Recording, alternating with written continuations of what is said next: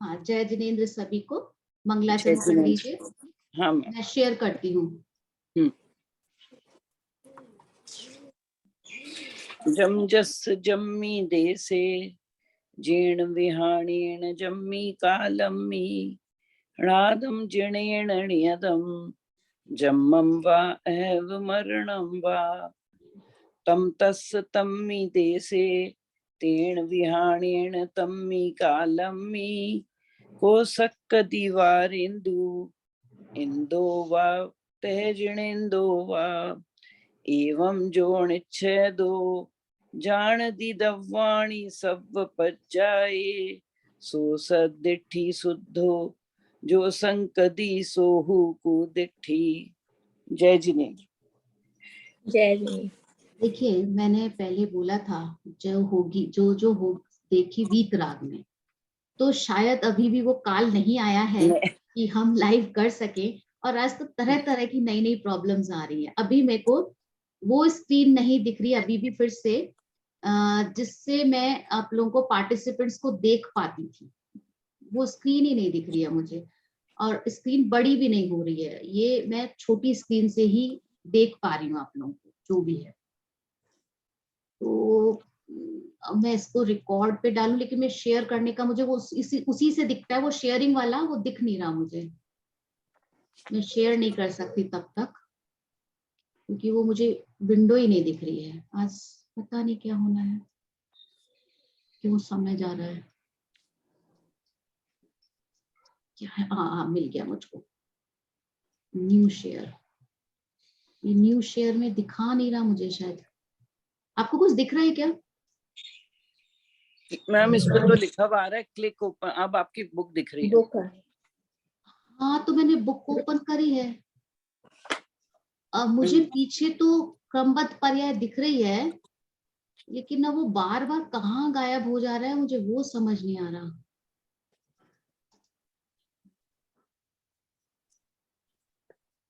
ये भगवान आज कैसे होना है। न्यू शेयर, हाँ अभी दिख गया मुझे। Now I can do. अभी आपको दिख रहा है क्या? नहीं दिख रहा, मुझे भी नहीं दिख रहा ना। मैम बुक दिख रही है। दिख रहा है मैम। जी मैम। बुक दिख रही है। दिख रहा है। हाँ। ओके, तो ये और एक नई चीज मेरे सामने आ गई है अभी। हाँ,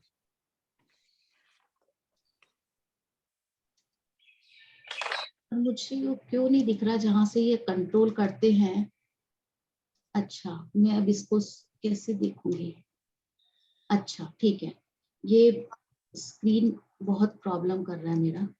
हाँ देखिए, अभी हमको जाना है पेज आई थिंक 38। 20। नहीं, ये हमारा पीडीएफ में है। अच्छा। हाँ, पीडीएफ में चेंज हो जाता है ना पेज।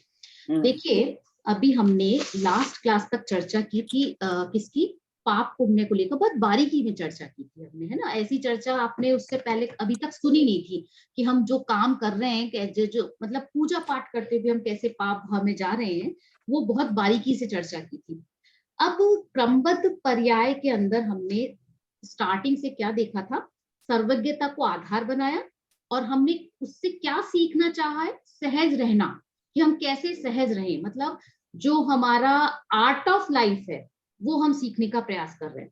तो सहज रहना या सहजता वो कैसे कब आएगी? जब सम्यक दर्शन की उत्पत्ति होगी, है ना।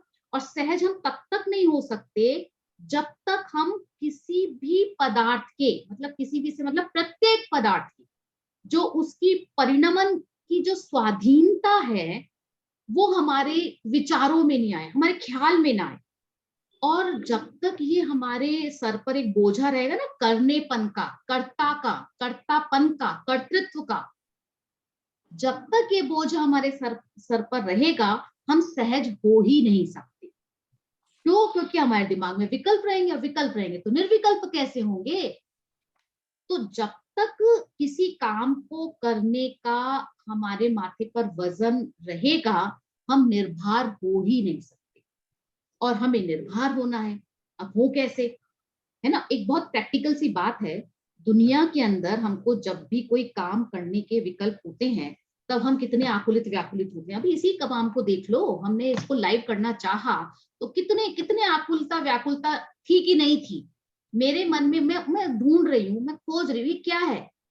ये सहजता थी क्या? ये सहजता नहीं थी, इसमें आकुलता थी। मैं इसको ऐसा नहीं है कि मैं कोई इसको इग्नोर कर दूं इस बात को, क्योंकि मैं एक काम करना चाह रही थी और वो काम नहीं हुआ, तो उस काम के लिए जो जो स्टेप पे जाना था, उन स्टेप्स को जो मैं ढूंढ रही थी, तो क्या कर रही थी? मुझे नहीं मिल रहे। ये क्या है? कर्तापना का भाव है ना, कि मैं ढूंढ रही हूँ। ये आकुलित व्याकुलित हम होते हैं। और जैसे ही ये पता चल जाए कि इस काम का कर्ता मैं नहीं हूं और इस काम की जिम्मेदारी किसी और ने संभाल रखी है, अब हमारे विकल्प टूटेंगे कि नहीं टूटेंगे? अगर यही काम अभी मैंने रुचिका जी के हवाले कर दिया होता, वो टीम लीडर है ना, कि रुचिका जी लाइव करना है, आप देख लो कैसे करना है, अब मेरे को क्या विकल्प रहने? बताइए। कुछ नहीं। अब सारा विकल्प किसको ट्रांसफर कर दिया मैंने? रुचिका जी को। तो चाहे आप किसी भी तरह की बात कर लीजिए, कोई शादी ब्याह की बातें हो, कोई बर्थडे पार्टी हो, कोई भी हो, कोई धर्म के कार्य हो, कोई शिविरों का आयोजन हो, जब तक दिमाग में ये बात है कि ये काम मुझे करना है, इतना बड़ा काम कौन करेगा, इतना बड़ा आयोजन कैसे होगा? अर्चना जी, इनसे पूछो, अर्चना जी से। अभी शादी इनकी एक दिन की है, बेटे की शादी, तो पर विकल्प कितने दिनों से चल रहे हैं? क्यों? बहुत दिनों से। अभी कितने भी मेहमान चलते हैं। आएंगे, कहाँ ठहरेंगे, भोजन क्या होगा, फोटोग्राफर कैसे होगा, कौन को करना, कितनी जिम्मेदारियां।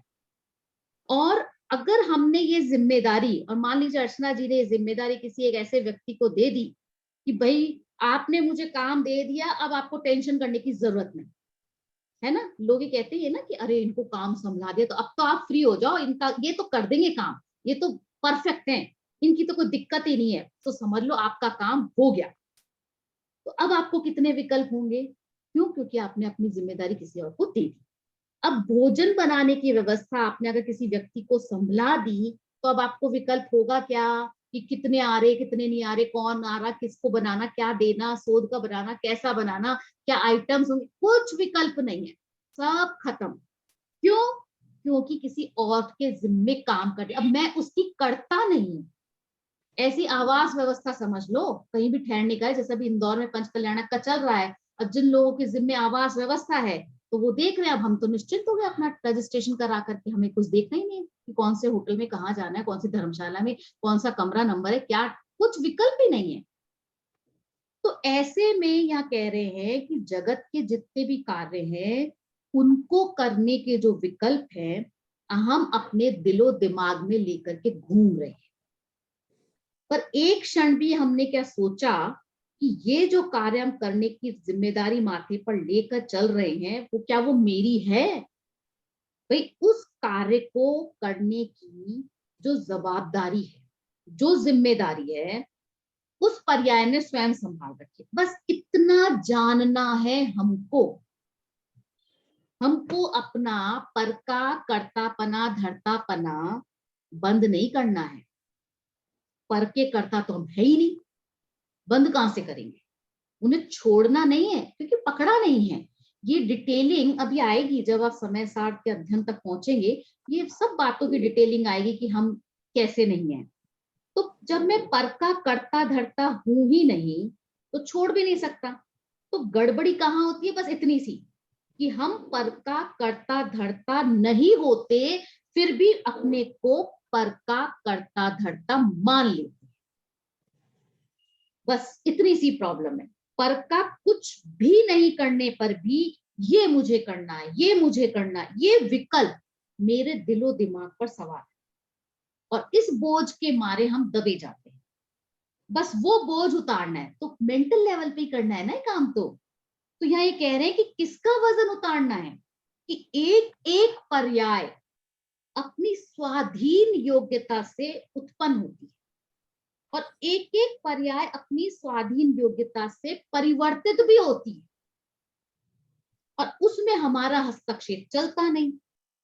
तो अब बताओ, इससे अधिक निर्भर होने की क्या बात हो सकती है?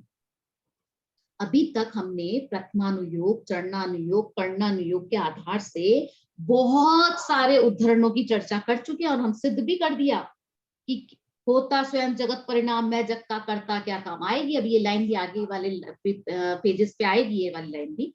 तो ये चीज हमको अब पता है ना।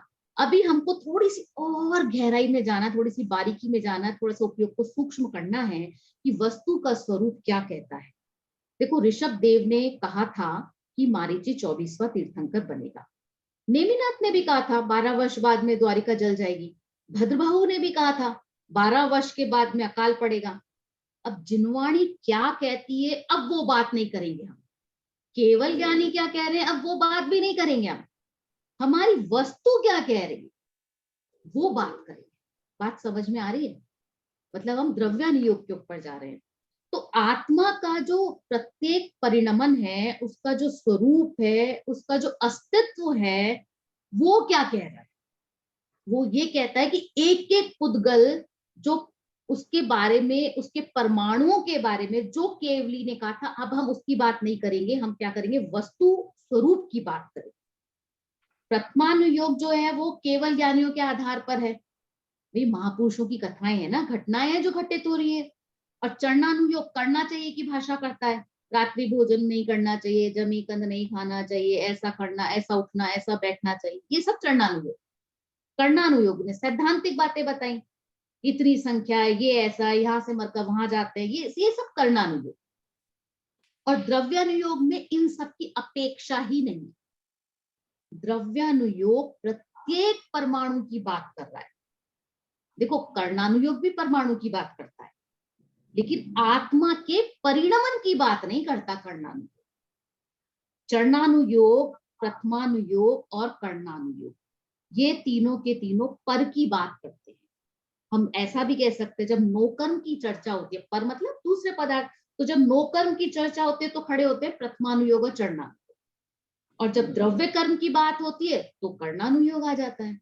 लेकिन भाव कर्म की जब बात करनी होती है तब द्रव्यानुयोग हमारे सामने खड़ा होता है।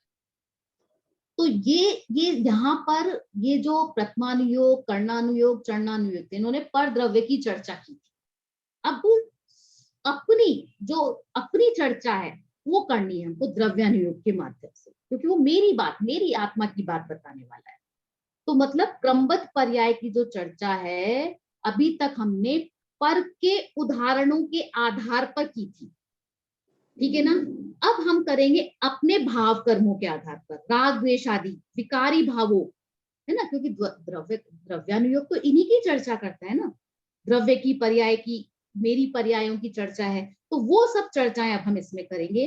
तो आगे जो प्रवचन सार की गाथा 99 है, जो कि प्रवचन सार किसने लिखा? कुनकुंदाचार्य ने। और उनकी जो टीका लिखी है, किसने लिखी? अमृत चंद्राचार्य ने। वो 10वीं शताब्दी की है। कुनकुंदाचार्य के बहुत बाद में ये टीका लिखी गई है, और उस टीका में जो बात कही गई है उसकी चर्चा यहाँ पर आने वाली है। उसमें वस्तु के स्वरूप के बारे में बताया गया है, मतलब जगत का परिणमन कैसे हो रहा है, और वो हमारी बात सिद्ध करती है क्रमबद्ध पर्याय को। अब प्रत्येक द्रव्य, उसका परिणमन, मतलब प्रत्येक वस्तु का परिणमन कैसा है? स्वतंत्र है, स्वाधीन है। उसके अंदर कुछ भी ऐसी सामर्थ्य नहीं, ऐसी पावर ही नहीं है कि वो करे धरे, एक दूसरे का कुछ करे धरे। सब स्वतंत्र है, एक दूसरे से स्वतंत्र है। थोड़ी सी चर्चा सूक्ष्म है, थोड़ा उपयोग को बारीक करना, आई होप आप लोग पढ़ के बैठे होंगे। लेकिन आगे जो हम चर्चा करने वाले हैं ना, उसको अगर हम जिसे कहते हैं ना कि थोड़ा सा अगर हम इस एंगल से बात करें, लौकिक उदाहरणों के माध्यम से, थोड़ा सा हम इसको लेमैन की लैंग्वेज में बात करें, जो आगे चर्चा चल रही है, तो बेटर होगा। नहीं तो आपको लगेगा ये क्या भारीपन आ गया, आचार्य ने ऐसी बात क्यों लिखी, हमें तो इतनी सी बात तो ऐसी समझ आती थी। तो मैं उसी छोटी बात की बात करती हूँ जिससे आप परिचित है। देखिए, गूगल मैप डालते हैं आजकल हम लोग, कहीं भी जाना होता है तो रूट दिखाता है ना, गूगल मैप रूट दिखाता है। रूट दिखाने का क्या मतलब? एरिया बताता है हमको जहां तक जाना है, राइट। तो वो जो क्षेत्र दिखा रहा है, वो क्या है? एरिया। मतलब कि वो वास्तु है, मतलब कि वो प्रदेश है, है ना, हमने अपने घर से मान लीजिए मुझे एयरपोर्ट जाना है, तो वो उसमें मैंने एंटर किया, अब वो मुझे रास्ता दिखा रहा है। अब वो रास्ता कैसे दिखा रहा है, मेरे घर से एयरपोर्ट तक का, तो संपूर्ण रूप में दिखा रहा है कि पहले मुझे कहीं और ले जा रहा है और फिर उसके बाद मुझे एयरपोर्ट ले जाकर के बैठा रहा हो, दिखा रहा हो कि वहां जाना है, ऐसा होता है क्या? बोलिए। नहीं मैम, सीधा सीधा दिखाता है पूरा, सीधा मतलब दिखाता जहां से हमको जाना है वो डेस्टिनेशन तक कंप्लीट दिखाता है, मतलब अभेद दिखाता है, अखंड दिखाता है ना, संपूर्ण दिखाता है, टू एंड तक। ये बात हो गई एरिया के अंदर। अच्छा, अब जो उसने दिखाया तो बीच में जितने भी रास्ते आए, गलियां आई, क्या वो दिखाता कि नहीं दिखाता? दिखाता है मैम। तो है कि नहीं है? क्या है? है तभी दिखा रहा है ना। तो हाँ। आप सोचिए, जब हमारा रास्ता पूरा अखंड है, एक यहां से लेकर वहां तक मुझे जो जाना है, लेकिन उसके बीच में टुकड़े हैं, तो टुकड़े हैं उसका मतलब क्या है कि उन टुकड़ों से वो रास्ता बन रहा है और वो सबको मिलाकर एक संपूर्ण रास्ता मेरे सामने आ रहा है। ठीक है। हाँ। अब ये जो रास्ता दिख रहा है, क्या मैं ऐसा कर सकती हूँ कि उस एरिया को आगे पीछे कर लूं? अरे नहीं, ये रास्ते पे तो बहुत ज्यादा ट्रैफिक दिख रहा है, इस रास्ते को मैं ऐसा करती हूँ एयरपोर्ट के बाद कर दूं। कर नहीं सकती कर हूँ? सकते, नहीं कर सकते। नहीं कर सकते। जो जिस तरह से रास्ता एरिया में आता जा रहा है वो आपको वही लेना पड़े। हाँ, रूट बदलोगे तो भी वो एक उसी तरीके से दिखाएगा। ऐसा ही होता है ना, हम जब रूट चेंज करते हैं तो ऐसे ही होता है। Yes ma'am. ठीक है, ये हो गई हमारी क्षेत्र की बात। अब आचार्य इसी चीज को प्रदेश से बताए। सेम बात, एक अखंडता की बात करेंगे, समग्र पने की बात करेंगे, अभेद पने की बात करेंगे, एक पने की बात करेंगे, और फिर कहेंगे कि इसके अंदर जो भेद आ रहे हैं, है ना, इसके इसके इस अखंड पने के अंदर जो भेद आ रहे हैं, उन भेदों के कारण ही तो वो है। अगर वो नहीं हो तो फिर तो एक ही हो जाएगा ना, एक ही रास्ता कहलाएगा पूरा, मेरे घर से लेकर वहां तक का, एयरपोर्ट तक का एक ही नाम होना चाहिए ना, नहीं होता। तो ये भेद है। दूसरा, हम उनको आगे पीछे नहीं कर सकते, वो कंटिन्यूशन में चलता है। और ये जो एरिया हो रहा है वो कैसे चल रहा है? फैलाव में चलता है। एरिया हमेशा फैलाव में रहता है, ऐसे ही रहता है ना। और जो हम टाइम पीरियड की बात करते हैं वो कैसा रहता है? टाइम एक के बाद एक आता है। ट्यूसडे क्लास थी, फिर वेडनेसडे आया, फिर थर्सडे को क्लास है। आप ऐसा कर सकते थे क्या कि थर्सडे की क्लास को मैं थर्सडे वाले दिन मैं नहीं हूं, तो ऐसा करते हैं कि फ्राइडे को तो वो थर्सडे बना देते हैं? कर सकते हैं क्या? नहीं नहीं कर सकते ना, नहीं चेंज कर सकते। पर ये जो काल है, जैसे 2022 का काल है, तो अब आपका वो 2022 का जो टाइम पीरियड है, जो टाइम फ्रेम है, वो पूरा जनवरी से लेकर दिसंबर तक पूरा नहीं है। पूरा उसके अंदर पूरे महीने, 12 महीने नहीं आते जब हम 2022 कहते हैं। हम आते हैं। 2022 कहते ही 12 महीने उसमें समा जाते, पर वो 12 महीने अलग अलग हैं कि नहीं है? जी। ये अलग अलग है। तो यही बात अभी आचार्य पर्याय के माध्यम से, काल कह करके उसको पर्याय के माध्यम से इसको समझाएंगे कि पर्याय भी अखंड है, एक है, अभेद है। जैसे काल हमारा अभेद है ना, और उसके बाद उसमें खंड खंड भी है, एक पर्याय के बाद दूसरी पर्याय, दूसरी पर्याय के बाद तीसरी पर्याय, ऐसे आती है। जैसे मंडे के बाद ट्यूसडे, ट्यूसडे के बाद वेडनेसडे, ऐसे डेज को भी कह लो, ईयर्स को भी कह लो, कुछ भी कह लो। और फिर उसके बाद में हम उनको आगे पीछे भी नहीं कर सकते, ये भी तय है, हम आगे पीछे नहीं कर सकते। डेज हो, टाइम हो, अभी समझ लीजिए 2 बजे निधि जी को कहीं जाना था, अब वो सोचे 12 बजे तो मैं घर पे हूँ, 2 अभी बज जाए, पॉसिबल है क्या? नहीं हो सकता। तो हम समय को भी आगे पीछे नहीं कर सकते। जिसका जिस समय जन्म हुआ है उसका जन्म वही काल कहलाता है, वही टाइम पीरियड। आप डे को तो कह देते हो कि आज मेरा बर्थडे, आज मेरी एनिवर्सरी है, लेकिन क्या वही साल वो साल आप कह सकते हो कि आज भी वही है जब भी आपकी शादी थी? नहीं कह सकते ना। आप उस सन को आज नहीं ला सकते, वो उसी में वो पर्याय खचित है, वो फिक्स है उसी टाइम पीरियड में। तो वो चर्चा आज हम ये सब करने वाले हैं। अब देखिए, ये चीजें क्या आपको पता नहीं है? सबको पता है कि हम टाइम चेंज नहीं कर सकते, टाइम ऐसे लंबा होता है और उसके टुकड़े भी होते हैं। देश का नहीं है, हम अखंड भारत कहलाते हैं, लेकिन अखंड भारत में क्या कितने प्रदेश नहीं है? प्रदेश है, और उन प्रदेशों से मिलके अखंड भारत कहलाता है। तो भारत जब प्रदेश उसमें आते कि नहीं आते? आते। और वो प्रत्येक प्रदेश की सीमाएं अलग अलग है कि नहीं? आप ऐसा कर सकते हो, जम्मू कश्मीर हमें है ना ऊपर बहुत ठंडा है, जम्मू कश्मीर, क्या हम केरला को ऊपर ले आए? नहीं ला सकते। हम प्रदेश नहीं बदल सकते, जो जैसा है वैसा फैलाव रहेगा। और काल क्रम एक के बाद एक, लिफ्ट की तरह याद रखिए काल होता है, एक के बाद एक मंजिल क्रॉस करती है ना लिफ्ट, वैसे काल होता है, एक के बाद एक चलता है। और जो क्षेत्र होता है, प्रदेश होता है, वो फैलाव लिए होता है, विस्तार लिए होता है। इसलिए कह रही हूँ क्योंकि अभी यही भाषा आचार्य प्रयोग कर रहे हैं। अभी कितने साल पुराने लिखे हुए ग्रंथ हैं, उस समय चर्चा होती थी इस तरह की ही, क्योंकि न्याय का समय था, उस समय अपनी बात को प्रस्तापित करना पड़ता था। 10वीं शताब्दी के अंदर संस्कृत में ग्रंथ लिखे जाते थे, तो अमृतचंद्र आचार्य ने प्रवचन सार की टीका संस्कृत में लिखी, पूरी टीका मेरे पास प्रवचन सार है, क्योंकि जब मैंने पंच परमागम ही खरीद लिए थे जैसे हम लोगों का ये कोर्स शुरू हुआ था, ताकि मैं ओरिजिनल को, कभी भी मुझे कोई डाउट हो मैं ओरिजिनल देख सकूं। इसमें जो चर्चा हुकुमचंद भागील जी ने की है वो एग्जैक्ट प्रवचन सार से है। अब आप देखिए, आपको पढ़ना है 10वें या 9वें सेमेस्टर में प्रवचन सार, उसकी सैंपलिंग अभी से शुरू हो गई। एक सैंपल, एक गाथा का, एक उसका टीका का सैंपल आपको दिया जा रहा है। तो आप समझिए आप आचार्यों के कितने करीब पहुंच रहे हैं। धीरे धीरे आपको वो बार बार चर्चाएं होते होते आपको आपके हाथ में प्रवचन सार पकड़ा दिया जाएगा।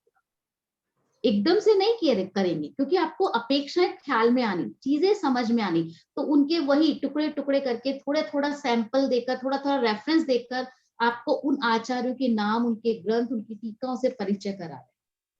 ठीक है, तो थोड़ा महिमा आनी चाहिए कि आज मैं अपनी बात सुनने वाली हूँ, अपने द्रव्यपने की बात सुनने वाली हूँ, मैं अपने आप को जानने वाली हूँ कि मैं कैसी हूँ, मेरा क्षेत्र कैसा है, मेरी पर्याय की चर्चा होने वाली है। ये महिमा आए तो फायदा है, क्योंकि द्रव्यानुयोग अपनी बात करता है, मेरी बात है, दूसरे की नहीं। आपकी, मैं आपकी बात नहीं कर रही, मैं अपनी बात कर रही हूँ। तो हर एक जीव को अपनी ही बात की महिमा महसूस होनी चाहिए। तो वो अब हम करते हैं, चलिए इसको पढ़ लीजिए अब आप लोग, तो उससे आपको थोड़ा सा पढ़ लीजिए, फिर मैं आपको थोड़ा सा इसको एक्सप्लेन करती हूँ। आज थोड़ा मेरे पास में एक डिस्टरबेंस है कि मुझे वो कंट्रोल्स दिखते नहीं है, तो मैं उसको ठीक से मैनेज नहीं कर पा रही हूँ। मैं म्यूट हो रही हूँ और आप इसको पढ़िए। तथा प्रवचन सार की ही गाथा 99 की टीका में विस्तार क्रम की भांति प्रवाह क्रम, क्रमबद्ध पर्याय को भी हार का दृष्टांत देकर स्पष्ट किया है, जो इस प्रकार है।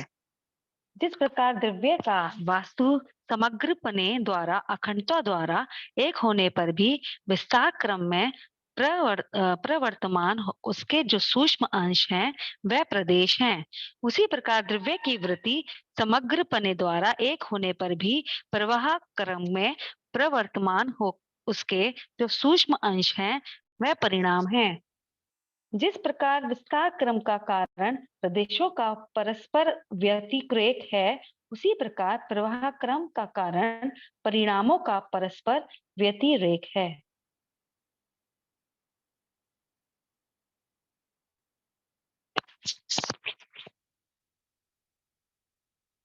हेलो। हाँ, मैं अनम्यूट नहीं हो पा रही थी। हाँ देखिए, बहुत गंभीर चर्चा चल रही है और ध्यान लगा के पढ़िएगा, बहुत कोशिश कीजिएगा कि ये तो हमको, जैसे कहते हैं ना कि अभी तक तो जो हुआ सो हुआ, लेकिन अब हमको ध्यान एकाग्र करना है। अब यहाँ पर बात कर रहे हैं जिस प्रकार द्रव्य का वास्तु, वास्तु मतलब अभी तक हमने वास्तु शास्त्र सुना है ना कि ये ठीक कर दो, वो ठीक कर दो तो वास्तु ठीक हो जाएगी। वास्तु का मतलब होता है क्षेत्र, प्रदेश, है ना, उसकी चर्चा चल रही है। अब प्रत्येक, जिस प्रकार द्रव्य का वास्तु, तो प्रत्येक द्रव्य के वास्तु मतलब उसके क्षेत्र, उसके प्रदेश की बात चल रही है। और प्रत्येक वस्तु का जो आकार होता है, जो क्षेत्र होता है, वो सबका अलग अलग होता है। तो वैसे ही यहाँ पे कह रहे हैं कि जिस प्रकार द्रव्य का वास्तु समग्र पने द्वारा, समग्र पने मत द्वारा मतलब कलेक्टिव फॉर्म में, कंप्लीटनेस के साथ, संपूर्णता से, अखंडता द्वारा, अखंडता द्वारा मतलब कंप्लीटनेस, कोई ब्रेक नहीं है, कोई डिविजन्स नहीं है, कोई भेद नहीं है। अभी जो किसी भी वस्तु, कोई भी वस्तु होती है तो उसका द्रव्य, क्षेत्र, काल, भाव, ये 4 प्रकार से हम चर्चा करते हैं, है ना। तो यहाँ पर इसी तरह से द्रव्य के क्षेत्र की बात चल रही है। द्रव्य का जो क्षेत्र है उसकी बात करेंगे और द्रव्य का जो काल है उसकी चर्चा करेंगे। तो यहाँ पर जो वस्तु है, वास्तु जो है वो द्रव्य की जो वस्तु है उसका क्षेत्र, उसकी बात कर रहे हैं। तो कभी भी जो द्रव्य है वो अपने स्वचतुष्टय 4 जो पार्ट हैं, द्रव्य, क्षेत्र, काल और भाव, इनका जो है ना उल्लंघन नहीं करता। ये सब रहते हैं, ऑल टाइम उसमें प्रेजेंट रहते हैं। तो कोई भी पदार्थ अपने स्वचतुष्टय द्रव्य, क्षेत्र, काल, भाव, ये जो स्वचतुष्टय है इसको छोड़कर के बाहर नहीं जाता, मतलब इसमें रहते हैं, ये हमेशा रहते हैं। मतलब वो अपनी जो बाउंड्रीज हैं, जो उसकी लिमिटेशंस हैं, उसको क्रॉस नहीं करता। क्या मतलब हुआ कि मैं अपने घर से बाहर ही नहीं निकलता। अब अगर मैं अपने घर से बाहर नहीं निकली और बाहर आंधी आए, तूफान आए, कुछ ही हो, मेरे को क्या, कोई फर्क नहीं है ना, कुछ फर्क ही नहीं पड़ने वाला है। तो हम अपने घर के दरवाजे बंद करके बैठे, बाहर को जो होता है होता रहे, हमें फर्क नहीं पड़ता। तो ऐसी द्रव्य जो है वो अपने द्रव्य, क्षेत्र, काल, भाव, इन स्वचतुष्टय से बाहर नहीं जाता, इसी में रहता है। अब हम द्रव्य के वास्तु की चर्चा कर रहे हैं। अब वास्तु माने, वास्तु जो समग्र पने की बात की ना, वास्तु का मतलब कह लीजिए आप क्षेत्र, जमीन, भूमि या मकान, मतलब द्रव्य का जो जमीन है, द्रव्य का जो क्षेत्र है, हम उसकी चर्चा करते हैं, ठीक है ना। अब यहाँ पर हम द्रव्य, आत्म द्रव्य को लेंगे। तो आत्म द्रव्य के बारे में हम चर्चा करेंगे। तो आत्मा का क्षेत्र, यानी मेरा क्षेत्र, मेरी आत्मा है ना, मैं अपनी बात करूं तो मेरा क्षेत्र कितना बड़ा है। भाई अपन कहते हैं ना, आप कौन से एरिया में रहते हो, कौन से क्षेत्र में रहते हो, कौन से प्रदेश में रहते हो, ऐसे पूछते हैं ना। तो हमारा क्षेत्र क्या है ना, तो हमारा क्षेत्र कौन सा होगा। तो हम अपने अभी क्या कर रहे हैं, अपने घर मतलब निज घर, अपनी आत्मा की चर्चा कर रहे हैं। तो जो स्वचतुष्टय है उसकी बात कर रहे हैं कि हम कौन सी जगह पे रहते हैं। देखो, दीपाली जी ने गृह प्रवेश किया। अब गृह प्रवेश करने से पहले उन्होंने घर की सारी व्यवस्थाएं की होंगी। क्यों? अगर बिना व्यवस्था के गृह प्रवेश कर लेना तो फिर वो गृह प्रवेश के अंदर कर तो लिया, आप एंटर तो हो गए, अब जो छोटे छोटे काम छूट गए थे ना वो छूटने शुरू हो जाते हैं, क्योंकि आप थक जाते हो। तो बहुत सारे काम जो होते हैं ना वो छूटते चले जाते हैं। अब कि भाई जाएंगे तब देख लेंगे, अभी तो छोटा सा काम है, एंटर हो जाते हैं, फिर उसके बाद कर लेंगे, लेकिन वो काम कई बार रह ही जाते हैं। तो जिस जगह जाना है हमको, वो जगह दिखाई जा रही है, हमें कहाँ जाना है, आत्मा में। तो आत्मा का क्षेत्र दिखाया जा रहा है। तो समग्र पने कहने का मतलब है द्रव्य का क्षेत्र, समग्रता से, एक पने से, अखंडता से, एक होने से, यानी इसके अलग अलग पार्ट्स नहीं है। आत्मा के अंदर कोई भेद नहीं किए, किसी भी प्रकार का कुछ भेद नहीं डाला, अभेदता की बात है, अखंडता की बात है ना। फिर क्या कहा कि विस्तार क्रम में प्रवर्तमान। अभी तो एक होने से जो है, आत्मा कितने प्रदेशी है, आपने द्रव्य संग्रह में पढ़ा था, कितने प्रदेशी है आत्मा? असंख्यात प्रदेशी है ना, असंख्यात प्रदेशी। अब आत्मा अखंड है और फिर भी कह रहे हैं असंख्यात प्रदेशी। अब उसके प्रदेश को देखें तो जो उसका विस्तार था, जो उसका फैलाव था, उस फैलाव के सूक्ष्म अंश को कहा है प्रदेश। ये देखिए प्रदेश की परिभाषा, विस्तार क्रम मतलब फैलाव में प्रवर्तमान, मतलब जो है उसके जो सूक्ष्म अंश हैं वे कहलाते हैं प्रदेश। ये प्रदेश की परिभाषा हो गई, ठीक है ना, ख्याल में आ रही है बात। अब यहाँ पर आचार्य दो परिभाषाएं बताने वाले, एक तो है ये वे प्रदेश और दूसरा है वे परिणाम है, परिणाम। दो परिभाषाएं बताने वाले, प्रदेश किसे कहते हैं बताएंगे, और परिणाम मतलब पर्याय। ये दो परिभाषाएं यहाँ पे चर्चा चली।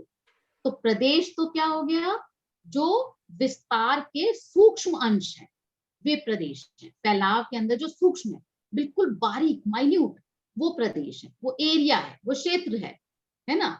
उसी प्रकार द्रव्य की वृत्ति समग्र पने द्वारा एक होने पर भी, देखो बहुत सारी बातें जो ऊपर लिखे ना वो नीचे भी रिपीट होती हुई दिखेंगी आपको, वर्ड्स सेम से लिखेंगे। अब यहाँ पे विस्तार क्रम है, यहाँ प्रवाह क्रम है। प्रवर्तमान प्रवर्तमान उसके जो सूक्ष्म अंश है, उसके जो सूक्ष्म अंश है, यहाँ भी एक होने पर, यहाँ भी एक होने पर, है ना। लेकिन कुछ कुछ वर्ड्स बदले हुए हैं, तो बदल रहे हैं, उन पर ख्याल रखना जरूरी है।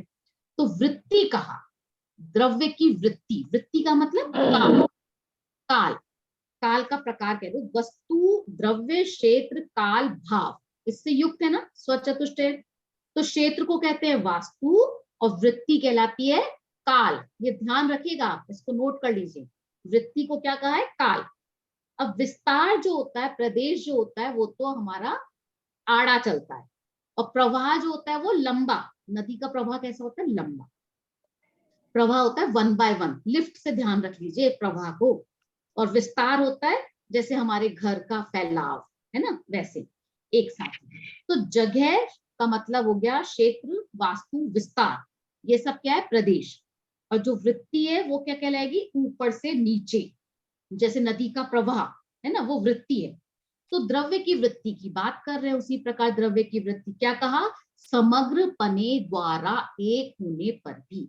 समग्र पने द्वारा, अब समग्र पने मतलब संपूर्ण रूप से, अखंड रूप से। तो अखंड रूप से कैसे? जैसे नदी है, नदी का प्रवाह होता है ना, तो नदी जब बहती है, एक साथ बहती है, तो कैसी होती है? हम उसको नदी कहते हैं। अभी गंगा नदी हिमालय से बह करके बंगाल की खाड़ी, मतलब आप उसका ओरिजिन पॉइंट से लेकर के लास्ट पॉइंट तक देखोगे तो पूरी की पूरी क्या कहलाती है? गंगा नदी, ऐसे ही कहते हैं ना। और अब हम किसी भी जगह पे नदी के किनारे खड़े हो जाए तो हम क्या कहेंगे? हम गंगा नदी के किनारे खड़े, है ना। अगर आप रोज वहीं जाएंगे तो आप क्या कहोगे? गंगा नदी के किनारे खड़े। तो एक ही हो रही है ना। अब क्या कह रहे हैं? प्रवाह क्रम में प्रवर्तमान उसके जो सूक्ष्म अंश हैं। अब जो प्रवाह क्रम का मतलब जो नदी में पानी बह रहा है उसके जो सूक्ष्म अंश हैं, मतलब जल की जो बूंदे हैं, वो क्या है? पर्याय है, परिणाम है। मतलब वो क्या, वो एक ही है। जो नदी ऊपर से बहकर आ रही है, हिमालय से बहकर आ रही है, बंगाल की खाड़ी तक पहुंची या बीच में कहीं भी पहुंची, तो क्या सेम ही पानी है? पानी क्या बदल नहीं रहा है? समग्र पने से एक होने पर भी उसके अंदर क्या है? सूक्ष्म अंश है, और भी क्या है? परिणाम है। समझ आ रही है बात? बात समझ में आ रही है? Yes ma'am. समग्र पने की जब बात कर रहे हैं ना, तब समग्र पने से लेना है, मतलब अखंडता से लेना है। और जब अंशों की बात कर रहे हैं तो भेद डाल देना है ना, तब उसके डिवीजन करने की बात कर रहे हैं। जब हम गंगा को देख रहे हैं तब उसमें विभाजन नहीं दिख रहा, और जब हमने विभाजन देखा है तब उस समय हम उसकी पर्याय को देख, मतलब सूक्ष्मता से पानी के अंश को देख रहे हैं, तो भिन्नता दिखाई देगी, अलग अलग दिखाई देंगे, है ना। और जब गंगा नदी देखी थी तो एक नदी दिखाई देगी। तो ये बात कह रहे हैं। तो अब देखिए फिर से मैं इस बात को पढ़ती हूँ कि द्रव्य की वृत्ति समग्र पने द्वारा एक होने पर भी प्रवाह क्रम में प्रवर्तमान उसके जो सूक्ष्म अंश हैं वे परिणाम हैं। समझ में आ रहा है? प्रवाह का मतलब क्या है? प्रवाह से जब देखेंगे तो वो एक है ना। लेकिन प्रवाह के क्रम में जब हम उसके सूक्ष्म अंशों की तुलना में देखेंगे तो सूक्ष्म अंश क्या हो जाएंगे? परिणाम। वो उसके हर बूंद की दृष्टि से देखेंगे तो उसके परिणाम, तो वो उसके क्या हो जाएंगे? पर्याय हो जाएंगे। और एक एक प्रवाह देखेंगे, कॉमन फॉर्म में देखेंगे तो वो समग्रपना हो जाएगा, तब नदी दिखाई देगी। और जब सूक्ष्म अंश देखेंगे, जल की धारा को देखेंगे, पर्टिकुलर धारा को देखेंगे, जल के अंश को देखेंगे, तो वो क्या हो जाएगा? उसके भेद हो जाएंगे। अब वो जो अंश अलग अलग है, हर अंश अलग अलग है कि नहीं? हर पानी अलग अलग है कि नहीं? तो जो सूक्ष्म अंश है वो कहलाएगा परिणाम, वो कहलाएगा आपका पर्याय। तो ये तो बात हुई प्रदेश की और परिणाम। अब यहाँ पर इतने जटिल फॉर्म के अंदर प्रदेश और पर्याय को समझाया गया। लेकिन देखिए जो अभ्यासी जीव हैं, जो प्रवचन सुना करते हैं, उनको तो इस प्रदेश और परिणाम पर्याय समझाने की कहाँ जरूरत है। अरे इतनी तो आपको भी जरूरत नहीं है कि प्रदेश और पर्याय समझाया जाए, है कि नहीं? अब तो आप लोग भी समझते हो पर्याय क्या है, प्रदेश क्या है। लेकिन यहाँ पर जिसे कहते हैं ना टेक्निकल भाषा में, आचार्यों की भाषा में प्रदेश और पर्याय को समझाया गया है। एक बात समझिए जब आपको पहले बताया गया था तो वो आपको एक जनरल फॉर्म में बताया गया था। अब ये समझ लीजिए, अब हम आचार्य की लैंग्वेज में, आचार्य की भाषा में उसकी प्रामाणिकता के दर्शन कर रहे हैं कि ये बात आचार्यों ने कही है, इसलिए उन छोटी पुस्तकों में ये बात पाई जाती है। समझ में आई कि हम ये जो बात अब प्रामाणिकता देने की जो कोशिश है वो इसलिए है कि अब हमको विश्वास है कि ये ऐसे ही नहीं कह दी गई है। ये जब पर्याय की बात की जाती है तो किसी के अपने घर की चर्चा नहीं है, ये आचार्यों ने लिखा है। अब उनकी भाषा उस काल के अनुसार है ना, वो चीज अलग है। अब जो नेक्स्ट स्टेप है उसमें बहुत गजब की चर्चा आने वाली है, उसको बहुत अच्छे से, जैसे कहते हैं ना कि समझाया गया है कि यहाँ पर जिस प्रकार विस्तार क्रम का कारण प्रदेशों का परस्पर व्यतिरेक है, देखो विस्तार का कारण नहीं लिखा, विस्तार क्रम का कारण लिखा है। मतलब एक के बाद एक जो प्रदेश आ रहे उनके लिए उनमें परस्पर व्यतिरेक है। व्यतिरेक का मतलब है भिन्नता, भेद, परस्पर भेद है ना, उसकी चर्चा कर रहे हैं। तो द्रव्य तो अखंड पने से, अभेद पने से एक है, बराबर। अब हमने कहा आत्मा कैसा है, आत्मा असंख्यात प्रदेशी है। अब जो उसका विस्तार था ना, उसकी जो सूक्ष्म अंश थे ना, उसका नाम रखा था प्रदेश। अब ये प्रदेश की बात हमने करी, सूक्ष्म अंश की बात की, तो ये असंख्यात प्रदेशी कैसे कह सकते हैं जब वो अखंड है। अखंड कही ना हमने कि आत्मा अखंड है, अब उसमें असंख्यात प्रदेश आप कैसे कह सकते हो जब आत्मा अखंड है।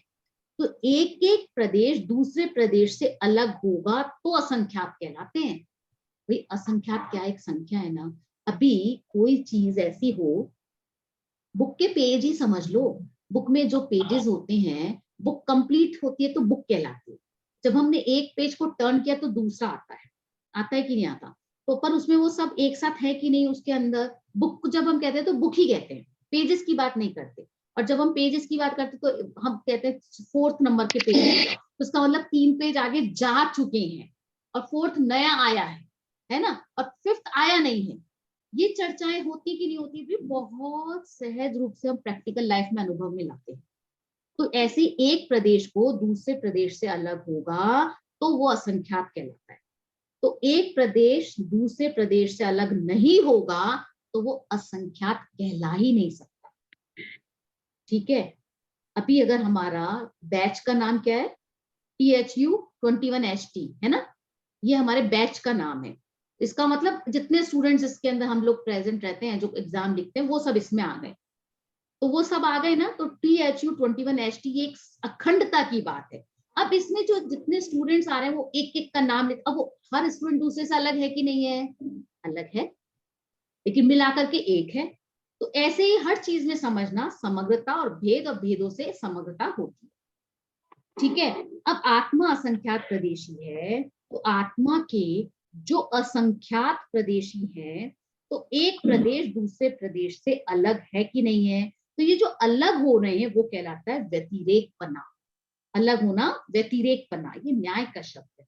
व्यतिरेक का मतलब भिन्नता, अलग होना, अलग पना, है ना। तो व्यतिरेक का मतलब क्या हुआ, ये प्रदेश इस प्रदेश से अलग है, इसका नाम व्यतिरेक है। तो अब जो वास्तु हमने कही थी उसका अंदर क्या मतलब क्या था, क्षेत्र। ये जो वास्तु था इसका मतलब था क्षेत्र, एरिया, जगह, जमीन के अंदर। और द्रव्य का वास्तु मतलब द्रव्य का एरिया। तो पुद्गल परमाणु का एरिया कितना, एक प्रदेशी।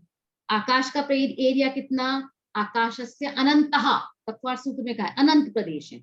ऐसे धर्माधर्म जीव इनके बारे में लिखा गया है कि इनका प्रदेश कितना है। सबका प्रदेश, सबका क्षेत्र अपना अपना है ना। तो अब ऐसे ही जो पर्याय है वो कितनी है, अनंत। क्यों, जितने समय है उतनी उतनी पर्याय है। 3 काल है अनंत, तो 3 कालों की 3 काल पर्याय, तो जितनी पर्याय हो गई, है कि नहीं। एक समय में पर्याय कितनी होती है, एक समय में एक ही होती है, एक ही पर्याय होती है। तो जो तीनों काल हैं, तो जितने तीनों काल है उतनी पर्याय हो गई। एक कम नहीं होती, एक ज्यादा नहीं हो सकती। अगर कम ज्यादा हो जाए तो फिर संकट आ जाएंगे हमारे, दूसरी चीजों के ऊपर, द्रव्यों के ऊपर संकट आ जाएंगे कि वो कम ज्यादा हो जाएंगे।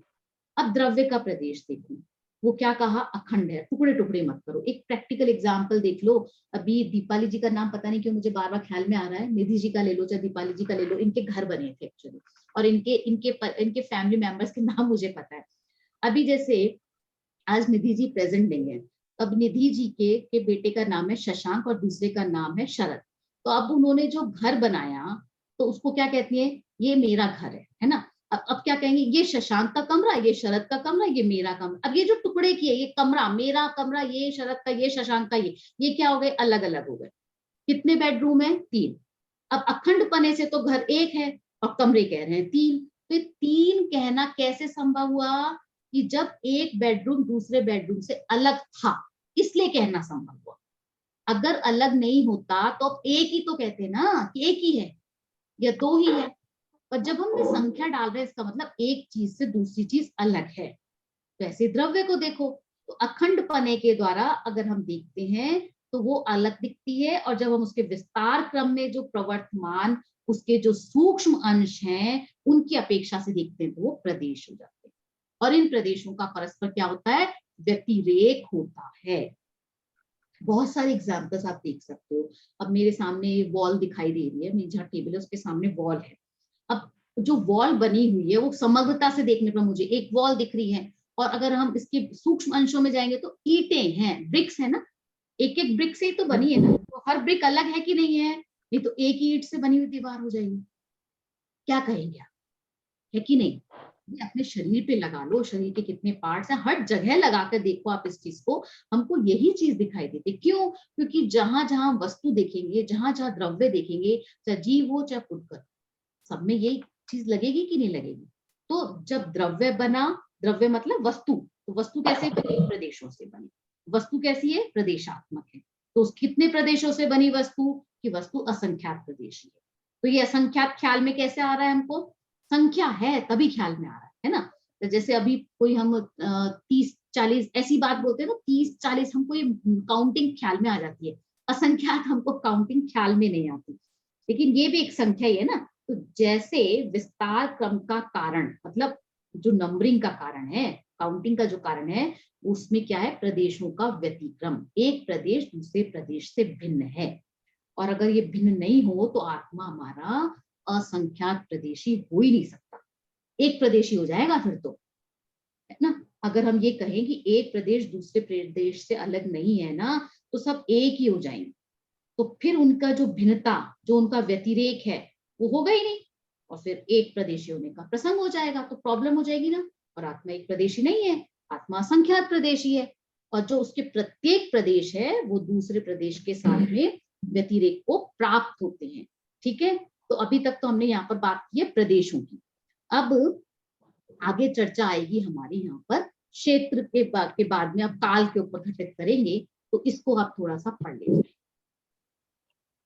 जिस प्रकार वह प्रदेश अपने स्थान में स्वयं रूप में उत्पन्न और पूर्व रूप से विनष्ट होने से सदा सर्वत्र परस्पर अनुस्यूति से रचित एक वास्तुपने द्वारा अनुत्पन्न अविनष्ट होने से उत्पत्ति संहार द्रव्यात्मक है, उसी प्रकार वह परिणाम अपने अवसर में स्वयं रूप से उत्पन्न और पूर्व रूप से विनष्ट होने से तथा सर्वत्र परस्पर अनुस्यूति से रचित एक प्रभापने द्वारा अनुत्पन्न अविनष्ट होने से उत्पत्ति संहार द्रव्यात्मक हैं। हाँ, अभी देखिए, जो ऊपर वृत्ति की बात की थी ना, वृत्ति क्या कहा था, द्रव्य की वृत्ति, वृत्ति मतलब काल काल, है ना। वृत्ति की समग्रता का मतलब काल का अभेद बताया था, है ना। क्षेत्र का अभेदपना बताया, कि जिस तरह क्षेत्र देखा उसी तरह से उन्होंने काल को बताया कि काल भी अभेद है ना। तो काल जो है वो त्रिकाल, तीनों कालों की बात है। तो अभेदता को हम नित्यता कहते हैं। जब कभी आप नित्य वर्ड पढ़ते हैं ना, तो वो समझिएगा कि वो अभेदता को बता रहा है। जो अभेद शब्द जब हम प्रयोग करेंगे ना, अभेद वर्ड जब यूज करेंगे, तो वो क्षेत्रवाची हो जाता है, एरिया को बताता है अभेद। और जब हम नित्य वर्ड का प्रयोग करेंगे ना, तो काल को बताएगा। इसको नोट कर लीजिए आप। अभेद शब्द का जब हम प्रयोग करते हैं तो वो अभेद एरो लगा लीजिए, क्षेत्रवाची है, और नित्य शब्द कालवाची है ना। तो काल की अभेदता अखंडता को क्या कहते हैं? नित्यता कहते हैं। तो वृत्ति की समग्रता एक होने पर भी, मतलब एक प्रवाह होने पर भी, प्रवाह के जो सूक्ष्म अंश है ना वो कहलाते हैं परिणाम, है ना, जो पर्याय, जो अनादि अनंत प्रवाह है वस्तु का। तो वस्तु का जो अनादि अनंत प्रवाह है उसके क्रम से जो उसके सूक्ष्म अंश है वो कहलाए पर्याय। और प्रवाह क्रम का कारण क्या कहा था? जो उसके सूक्ष्म अंश है और वो एक दूसरे से भिन्न है, उनमें परस्पर व्यतिरेकता है, वो उस तरह से है ना। तो अनेक परिणाम मिलकर के, अनेक पर्याय मिलकर के एक हो गए, उसकी चर्चा की थी। अब यहाँ पर क्या कहने की बात हो रही है कि जो पर्याय हैं उनके अंदर भी भेद है। जो ऊपर बात थी ना परस्पर व्यतिरेक है, तो इसके अंदर ये समझ लीजिए कि क्षेत्र में व्यतिरेक है तो काल में भी व्यतिरेक है। काल के अंदर भी, ये मेरा थोड़ा सा आपको कहना भूल गई थी मैं, इसलिए मैं आपको अभी यहाँ पे बोल रही हूँ कि ये जो ऊपर का पैराग्राफ है ना इसमें हमको दोनों चीजें चल रही है ना, काल भी चल रहा है, प्रदेश भी चल रहा है। तो मैंने प्रदेश का व्यतिरेकपना तो आपको जिक्र किया था, लेकिन काल का व्यतिरेकपना नहीं बोली थी मैं। तो काल का यहाँ पे काल जो है वो हम जो पर्याय से हम उसको ले रहे हैं, तो पर्याय का एक पर्याय का परिणमन होता है, उसका फिर व्यय होता है और फिर दूसरी पर्याय का उत्पाद हो जाता है, उत्पन्न हो जाती है ना। पहले एक पर्याय है, फिर वो उसका व्यय हुआ, वो खत्म हुई, तो दूसरी पर्याय की उत्पत्ति हो गई, मतलब नवीन पर्याय की उत्पत्ति हुई, फिर वो चली गई और उसका व्यय हो गया, फिर एक और नवीन पर्याय की उत्पत्ति हो गई। ये ऐसे चलता रहता है। अब अगर उन पर्यायों में अगर व्यतिरेकपना ना हो ना परस्पर, तो प्रॉब्लम क्या होगी? सोचिए आप, सोच नहीं सकेंगे आपकी क्या प्रॉब्लम होगी। अब हमारी जो मिथ्यात्व पर्याय है ना वो नष्ट ही नहीं होगी, वही बनी रहेगी। अगर व्यतिरेकपना नहीं हुए तो, अगर भिन्न ना हुए तो मिथ्यात्व पर्याय नष्ट होती है, तो फिर सम्यक्त्व पर्याय आ जाती है। समझ आ रही है बात? कितना कहाँ कहाँ कैसे किसी एक बात को मानने का असर कहाँ पहुंचता है। तो नित्यता की महिमा तो हमको देखो एक बार आ जाती है, लेकिन अनित्य पक्ष कितना महिमावान है इस पर हमने कभी विचार नहीं किया होगा। अभी वस्तु में द्रव्यत्वपना ना हो तो क्या होगा? वस्तु में परिणमन नहीं होगा। परिणमन नहीं होगा मतलब उसमें परिवर्तन नहीं होगा, उसमें पर्याय नहीं रहेगी। तो मिथ्यात्व का जिसे कहते हैं ना, फिर वो कुमकुम जी अभाव ही नहीं होगा अगर हमने इनका व्यतिरेकपना नहीं माना तो एक पर्याय का दूसरी पर्याय में अगर हमने अभाव नहीं माना, यदि एक पर्याय को दूसरी पर्याय से भिन्न नहीं माना, तो अर्चना जी पहली पर्याय का दुख हमारे पास कंपलसरी बना रहेगा। ये गहराई समझ आ रही है? Yes ma'am. मैम जो हमने पहले किए थे वो तीन वो भी तो इसी तरह का था ना, वो तीन जो चीजें थी व्याप्ति, यानी एक चीज मतलब अगर हम नहीं मानेंगे तो ये चीज नहीं जाएगी। ये तो देखो मेरे को न्याय याद के नहीं आ अंदर, न्याय के जो ग्रंथ होते हैं ना उन ग्रंथों में सभी जगह ये चर्चा चलती है कि अगर हमने इसको नहीं माना तो क्या होगा, क्योंकि समग्रता से चर्चाएं होती है ना। क्योंकि लक्षण को देखते हैं कि लक्षण कैसा बनाया है, तो उसमें कोई चीज कम तो नहीं, कोई ज्यादा तो नहीं, बराबर है कि नहीं, उल्टा तो नहीं चल रहा, वो बात हुई। यहाँ हम चर्चा कर रहे हैं कि अगर हमने एक पर्याय को दूसरी पर्याय से, एक काल को दूसरे काल से भिन्न नहीं माना, तो प्रॉब्लम क्या खड़ी होगी। ये जो व्यतिरेक बना लिखा है ना, ये लिखा क्यों है आचार्य ने? इसलिए लिखा है कि अगर हमने एक पर्याय को दूसरी पर्याय से अलग नहीं माना, तो जो मेरे पास मिथ्यात्व आज है वो बदलेगा ही नहीं, क्योंकि पर्याय में तो परिवर्तन हो ही नहीं सकता। हमने क्या कहा? पर्याय बदलती है।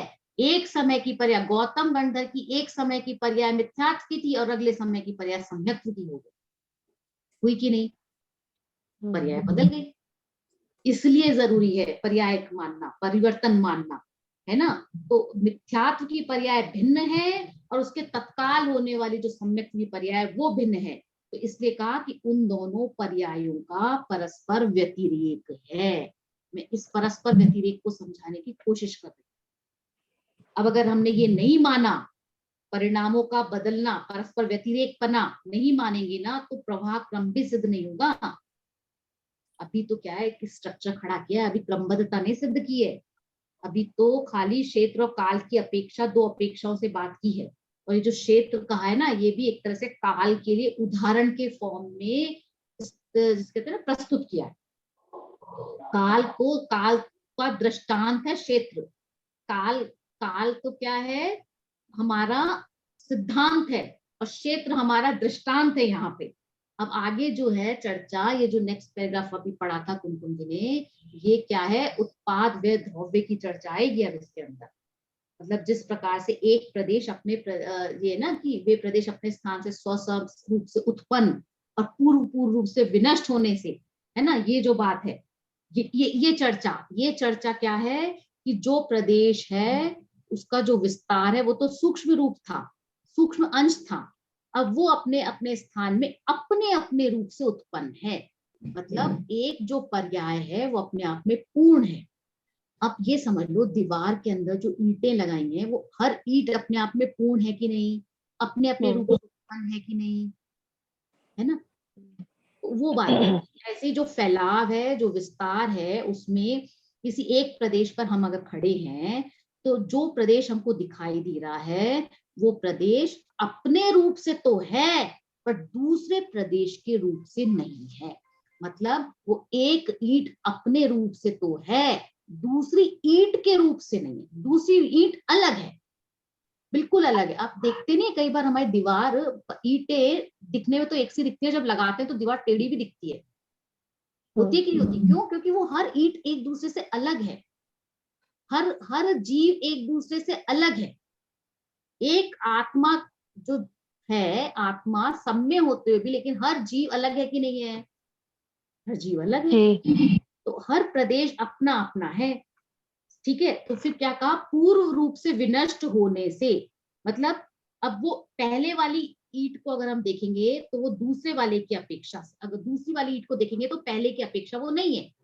दूसरी ईंट जो है, दूसरे नंबर की जो ईंट है, वो पहली वाली नहीं है ना, तो नहीं है, वो उसकी अपेक्षा से नहीं है। तो पूर्व रूप से विनष्ट होने पर, मान लीजिए हमने 2 नंबर का पेज खोला तो पहला वाला जो पेज था वो तो क्या हो गया, पूर्व रूप से विनष्ट होने से। अब हम दूसरे पेज पर आ गए ना।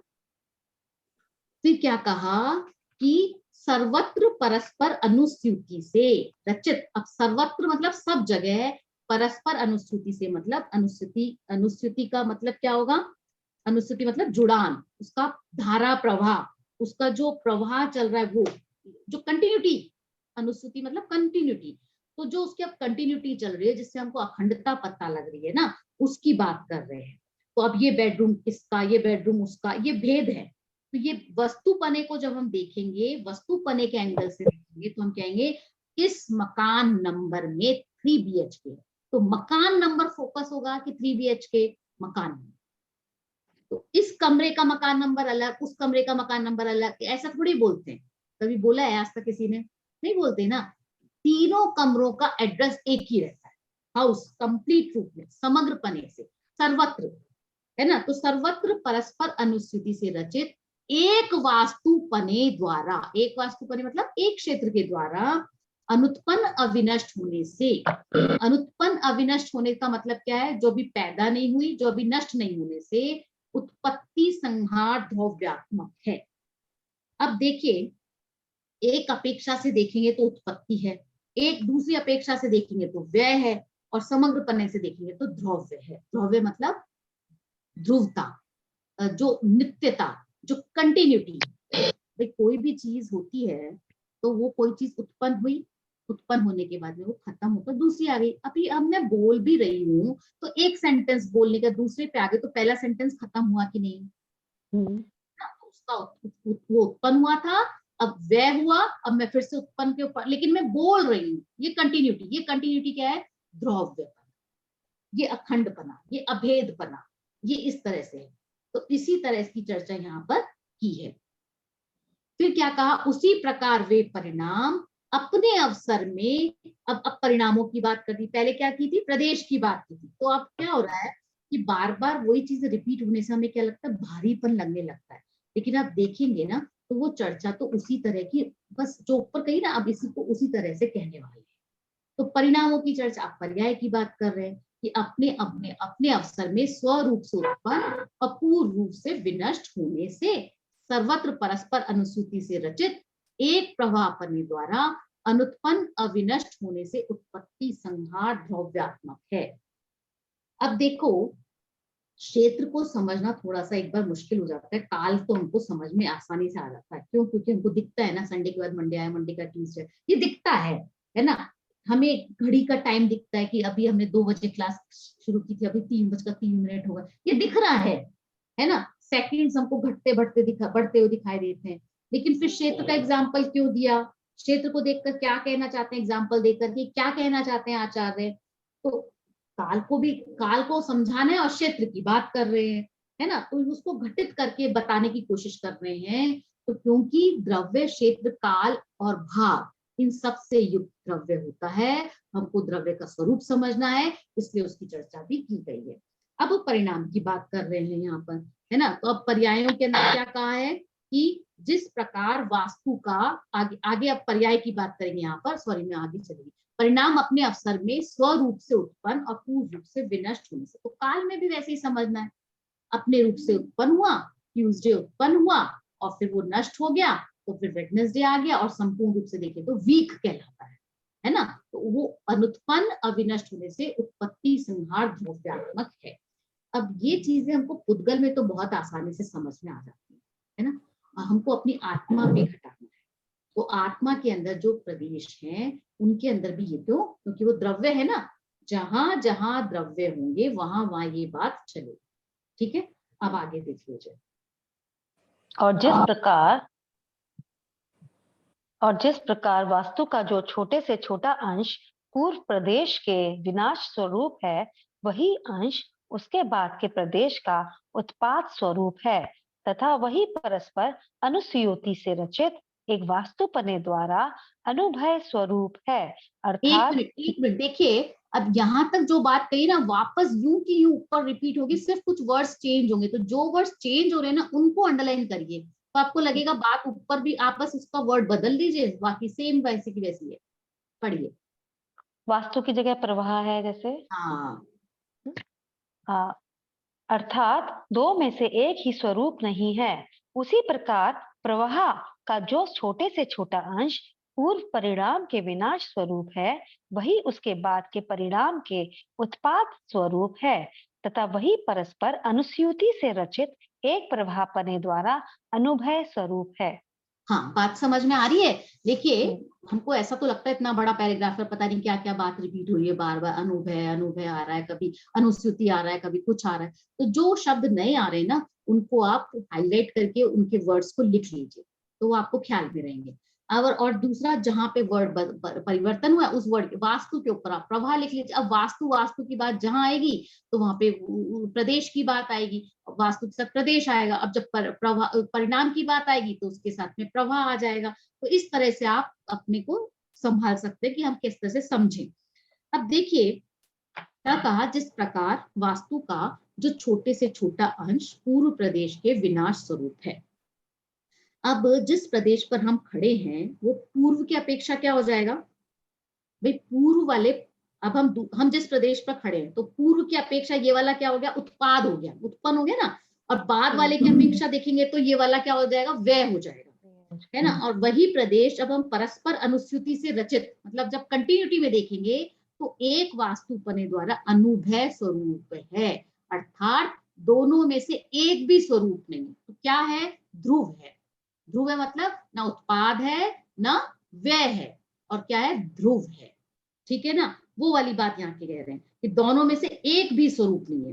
तो अब प्रवाह का जो छोटे से छोटा अंश था, जो पूर्व परिणाम था, उसका विनाश हो गया, और फिर उसके बाद का जो परिणाम है वो उत्पाद स्वरूप हो गया। और फिर उसको हमने क्या कहा, परस्पर अनुस्यूति से रचित एक प्रवाह से अनुभय स्वरूप कहा है। तो पूर्व की अपेक्षा से उत्पाद स्वरूप दिखेगा और पश्चात की अपेक्षा से व्यय स्वरूप दिखेगा, अखंडता की अपेक्षा से ध्रुव स्वरूप दिखेगा। तो एक ही समय के अंदर उत्पाद भी है, व्यय भी है और ध्रुवता भी है, तीनों ही है, ये यहाँ पे कहना चाह रहे हैं। अब यहाँ पे ध्रुवकपना कैसे है देखिए, अब थोड़ा सा बात अलग तरीके से कह रहे हैं, इसको पढ़ दीजिए, इसको इसके साथ में नेक्स्ट भी पढ़ दीजिए क्योंकि वो उदाहरण है इसका। पढ़िए। ठीक। इस प्रकार स्वभाव से ही त्रिलक्षण परिणाम पद्धति में परिणामों की परंपरा में प्रवर्तमान द्रव्य स्वभाव का अतिक्रम नहीं करता, इसलिए तत्व को त्रिलक्षण की ही अनुमोदना चाहिए, मोतियों के हार की भांति। जिस प्रकार जिसने हाँ, अमुक एक मिनट लंबा देखिए, अब आगे क्या चर्चा करने वाले हैं उसको थोड़ा सा मैं हिंट देती हूँ कि जो हर पर्याय है ना अपने अपने समय में अपने अपने समय के हिसाब से सत है, मतलब एग्जिस्ट करती है वो। हर पर्याय अपने समय में एग्जिस्ट करती है, सत है। अब अगर हम मिथ्यात्व और सम्यक की पर्याय की बात करेंगे तो वहां तो पर्याय का व्यतिरेक पना है, इन दोनों बातों को मिलाना नहीं। यहाँ पे क्या कह रहे हैं, पर्याय सत है, जो भी पर्याय जिस भी रूप में वो अपने रूप से सत है। अब 11:22 अगर हम कहें तो 11:22 और 24 जो वो होगा वो फिक्स है ना, तो वो पर्याय अलग होगी, लेकिन दोनों पर्याय अपने अपने स्व से सत्व है एग्जिस्ट करती हैं, तो उनको त्रिलक्षण की अनुमोदना चाहिए। मतलब त्रिलक्षण क्या है, उत्पाद, व्यय, द्रव्य, ये त्रिलक्षण है, ठीक है ना, वो चाहिए। अब मोतियों के हार की भांति, अब मोतियों का हार तो हमको किसी को बताने की जरूरत ही नहीं है, आप मोतियों का हार की जगह आप वो भी देख सकते हो जो हमारी माला फेरते हैं, हम जाप की जो करते हैं वो माला होती है, तो उसकी भांति वो एग्जाम्पल दिया, बहुत गजब का एग्जाम्पल है कि कैसे आचार्य ने उस चीज से इस बात को सिद्ध किया है कि उत्पाद व्यय द्रव्य की बात को किस तरह से यहाँ पे सिद्ध करना चाह रहे हैं। पढ़िए इस एग्जाम्पल। जिस प्रकार जिसने अमुक लंबाई ग्रहण की है, ऐसे लटकते हुए मोतियों के हार में अपने अपने स्थानों में प्रकाशित होते हुए समस्त मोतियों में पीछे पीछे के स्थानों में पीछे पीछे के मोती प्रकट होते हैं, इसलिए और पहले पहले के मोती प्रकट नहीं होते इसलिए, तथा सर्वत्र परस्पर अनुस्यूति का रचयिता सूत्र अवस्थित होने से त्रिलक्षणत्व प्रसिद्धि को प्राप्त होता है। हाँ, देखिए अभी यहाँ पे क्या उदाहरण दे रहे हैं, एक, हाँ, यहाँ पे क्या उदाहरण दे रहे हैं, मोतियों के हार की भांति, है ना। मोतियों के हार को, और क्या बात कही, लटकते हुए, मतलब लटक रहा है, झूल रहा है, ऐसा नहीं कि कोई रखा हुआ है, ऐसे हार की बात कर रहे हैं जो लटक रहा है, मोतियों का हार, है ना। ये ऐसा क्यों आचार्य ने लिया होगा, उसके पीछे भी रीजन है, पढ़ेंगे हम अभी आज ही उसको कि ये लटकते हुए की बात क्यों की है इन्होंने। तो मोतियों का एक हार है कुल मिलाकर के, ये एग्जाम्पल लिया है। अब उस हार के एक कॉर्नर से लेकर के उसको आप झुलाइए, है ना, वो माला को झुलाइए। अब हर मोती के ऊपर अगर हम नंबरिंग कर दें, तो हम नंबरिंग जब करेंगे वो जहां एंड होगा, तो उस जितनी नंबर्स के मोती, जितने नंबर है, मान लीजिए 108 मोती हैं, तो पूरा मिलाकर के वो एक हार ही कहलाएगा ना, समग्र पने से। तो अब वो हार जब हम कह रहे हैं तो अभेद है, अखंड है, उसके टुकड़े नहीं करने अभी, तो अभेद है, अखंड है ना। अब अभी हम पर्यायों की, उसके क्रम भंग की बात नहीं कर रहे, अगर क्रम भंग करेंगे तो फिर हार टूट जाएगा, है ना। अगर हमने क्रम भंग करा उसका, एक मोती को पीछे कर लिया, उसके आगे वाले को आगे कर दिया, जैसे कभी कभी हमको ज्वेलर से डिजाइन बनवाना होता है तो करते ना कि ऐसा करो आप इसमें ये है ना पेंडेंट डाल दो, तो वो क्या करेगा, सारे मोतियों को निकालेगा, बीच वाले तक रखेगा, फिर उसमें किसी चीज को इंसर्ट करेगा, फिर उसके बाद, तो ये क्या हुआ, क्रम भंग हुआ ना, है ना। हम उसकी बात अभी नहीं करें, अभी समग्रता की बात करें, कहा ना, जिस प्रकार जिसने, मतलब जो भी लंबाई हो, जितना भी लंबा हो वैसा कोई हार हो, ऐसे लटकते हुए मोतियों के हार में अपने अपने स्थानों में प्रकाशित होते हुए मतलब रहते हुए अपने अपने स्थान पर हैं, अपने अपने स्थान को वो क्या कर रहे हैं, प्रकाशित कर रहे हैं, मतलब हाईलाइट कर रहे हैं, अपने अपने स्थान को एनलाइटन कर रहे हैं, ये कह लो या यूं कह लो, वो बता रहे हैं समस्त मोतियों। अब सब मोती हैं, एक हार है और उसमें हर मोती अपनी अपनी जगह पे लगा है, और फिर क्या, पीछे पीछे के स्थानों में पीछे पीछे के मोती प्रकट होते हैं। अब अगर हम जब जाप लेते हैं तो हाथ में एक मोती, उसका एक मनका लेते हैं, है ना, एक मोती लिया, अब उसके बाद में जो मोती हाथ में लिया वो प्रकाशित हो रहा है, अब पीछे के जो मोती है वो पीछे ही रहते हैं ना, वो धीरे धीरे करके एक एक आगे आगे प्रकट होते जाते हैं। तो क्या कहा, इसलिए पीछे पीछे के स्थानों में पीछे पीछे के मोती प्रकट होते हैं, इसलिए, और पहले पहले के मोती प्रकट नहीं होते, इसलिए दोनों बातें कही हैं कि जो हमने मोती हाथ में पकड़ रखा है, जो प्रेजेंट में है, उसके आगे का और उसके पीछे का वो अभी प्रकट नहीं हो रहे, लेकिन इसलिए, तथा सर्वत्र परस्पर अनुस्यूति का रचयिता सूत्र, लेकिन उन सबको जिस सूत्र ने बांधा हुआ है, जिस सब के साथ उनका एक धारा प्रवाह जो रूप चल रहा है, जो जुड़ान चल रहा है, वो सूत्र, वो धागा अवस्थित होने से त्रिलक्षणत्व प्रसिद्धि को प्राप्त होता है। वो धागा होने से क्या सिद्ध करता है? उत्पाद व द्रव्यपने को, इस त्रिलक्षणत्व प्रसिद्धि को प्राप्त होता है। अब कैसे हुआ बताएगा कौन? कौन बताएगा? ये धागा मोती है, एक एक मोती, हमने कहा आगे वाला मोती दिख नहीं रहा, पीछे वाला दिख नहीं रहा, जो हाथ में है मोती वो दिख रहा है। अब इसको हम कैसे दिखाएंगे?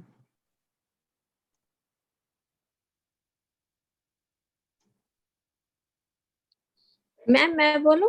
हाँ बोलिए ना। मैम जो आगे चला गया वो तो जैसे खत्म हो गया, हाँ जो हमारे हाथ में एक वो है, और जो अभी आएगा वो तो ध्रुव हो गया। जो हाथ में है वो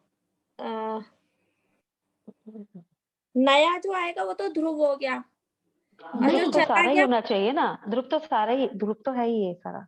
ध्रुव तो सारा है बराबर। उत्पाद का मतलब क्या है? नया आना। जो निकल, हाँ जी, अभी मेरे हाथ में कोई मोती है, जो पीछे गया वो व्यय हो गया, वो हाँ व्यय। नष्ट हो गया एक जो तरह पीछे से। गया वो व्यय हो गया, आने वाला है वो उत्पाद होगा, राइट? उत्पाद होगा, और हाँ। उसके बीच में जो कंटिन्यूएशन में जो धागा चल रहा है, वो जिसने उन सबको जोड़ा हुआ है, जी मैम, वो उसका ध्रुव। ध्रुव बना हो गया, ध्रुव पर हो। है ना? अभी अभी अभी अभी क्लियर है?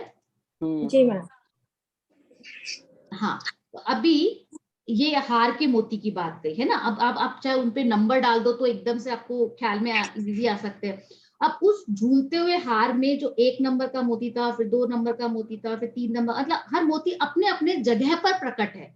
जो 1 नंबर पे है, देखो नंबरिंग डालने की बात मैंने इसलिए की, उससे ख्याल में जल्दी आएगा।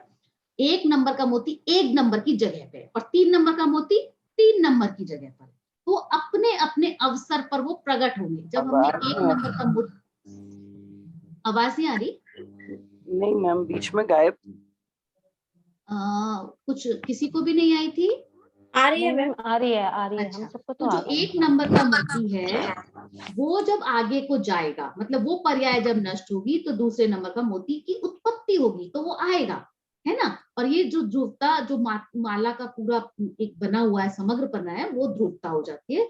तो उस अपेक्षा, तो आगे की पीछे की अपेक्षा से हम उत्पाद व्यय कह रहे हैं, और परस्पर अनुश्रुति का जो सूत्र है उसके कारण से हम उसको ध्रुव कह रहे हैं, है ना? तो वो समग्र पने की बात है। अब ये जो उत्पाद व्यय द्रव्य है, ये आपको हर एक द्रव्य के ऊपर लागू होती है।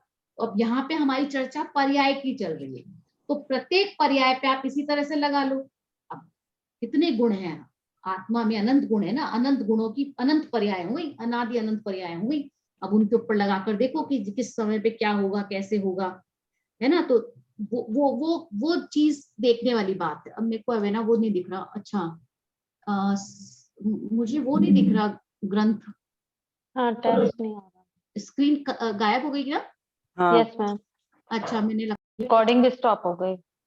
हाँ मैंने फिर से कर दिया। मैं शेयर स्क्रीन, मैंने है ना मैं आज बहुत शायद ऐसा ही परिणाम होना है कि चीजें दिख नहीं रही हैं। हाँ, अब ये कोई ना कोई कर्म का उदय होगा हमारा। अभी हम यहाँ पे कहाँ पे थे? त्रिलक्षण तो प्रसिद्धि को प्राप्त होता है, यहाँ तक पढ़ा था ना हमने? Yes yes ma'am. मैम।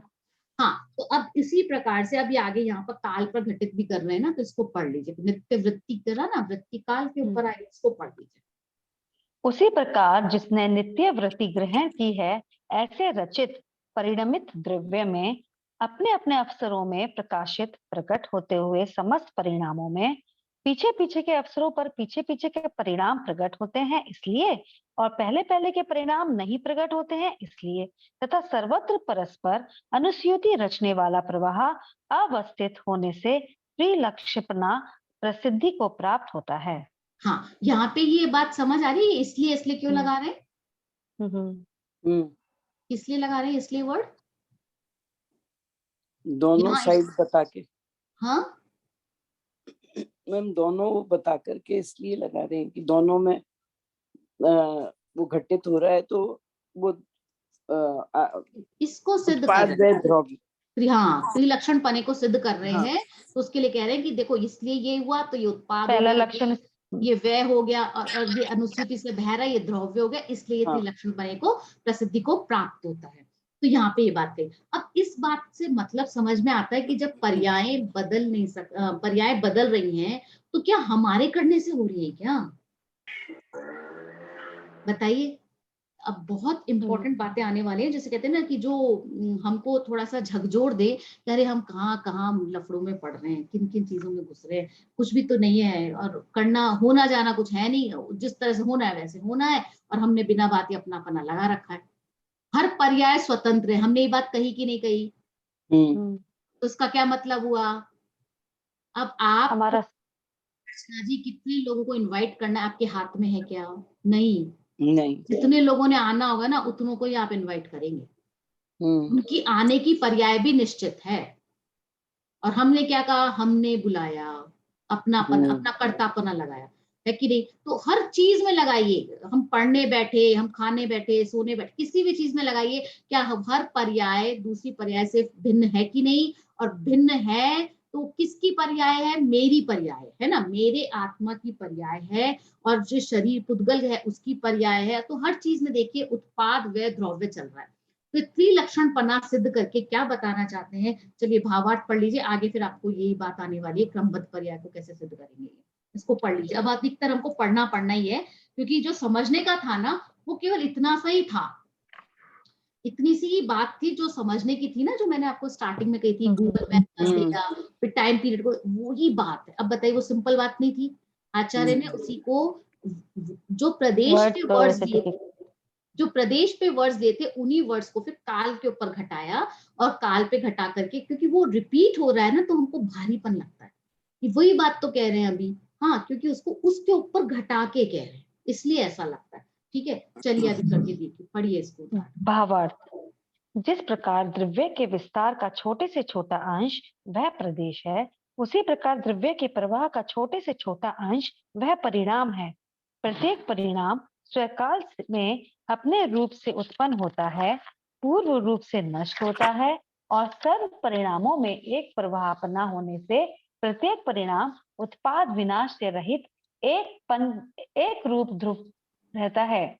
और उत्पाद व्यय द्रव्य में समय भेद नहीं है, तीनों ही एक ही समय में है।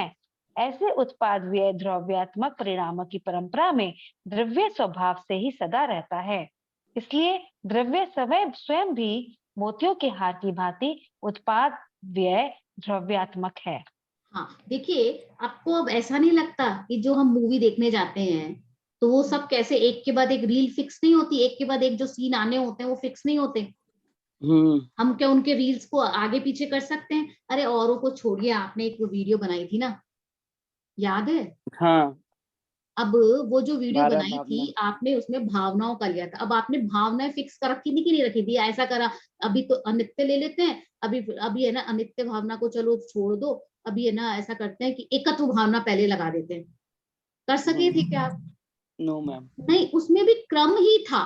तो हर जगह क्रम ही रहता है, किसी भी चीज में आप लगा के देख लीजिए, एक क्रम से ही चीजें एग्जिस्ट करती है। जहाँ क्षेत्र की बात होगी, प्रदेश की बात होगी, वहां क्रम होगा, और जहाँ टाइम की बात होगी वो एक के बाद एक होगा। इसी तरह से वो चीजें चलेंगी।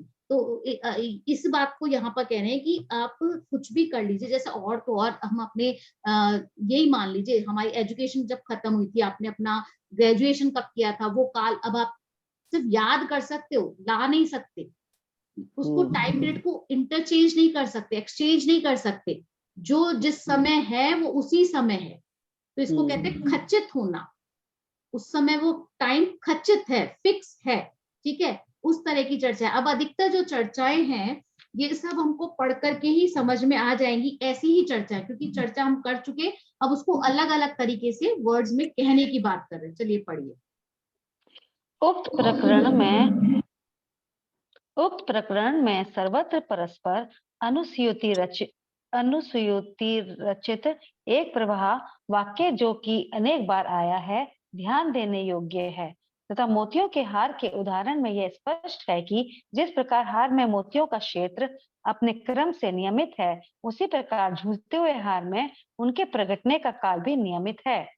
उसी प्रकार जिस प्रकार प्रत्येक दिव्य में जैसे उसके प्रदेश क्षेत्र नियमित निश्चित है, उसी प्रकार उसका काल प्रवाह भी नियमित अर्थात निश्चित है।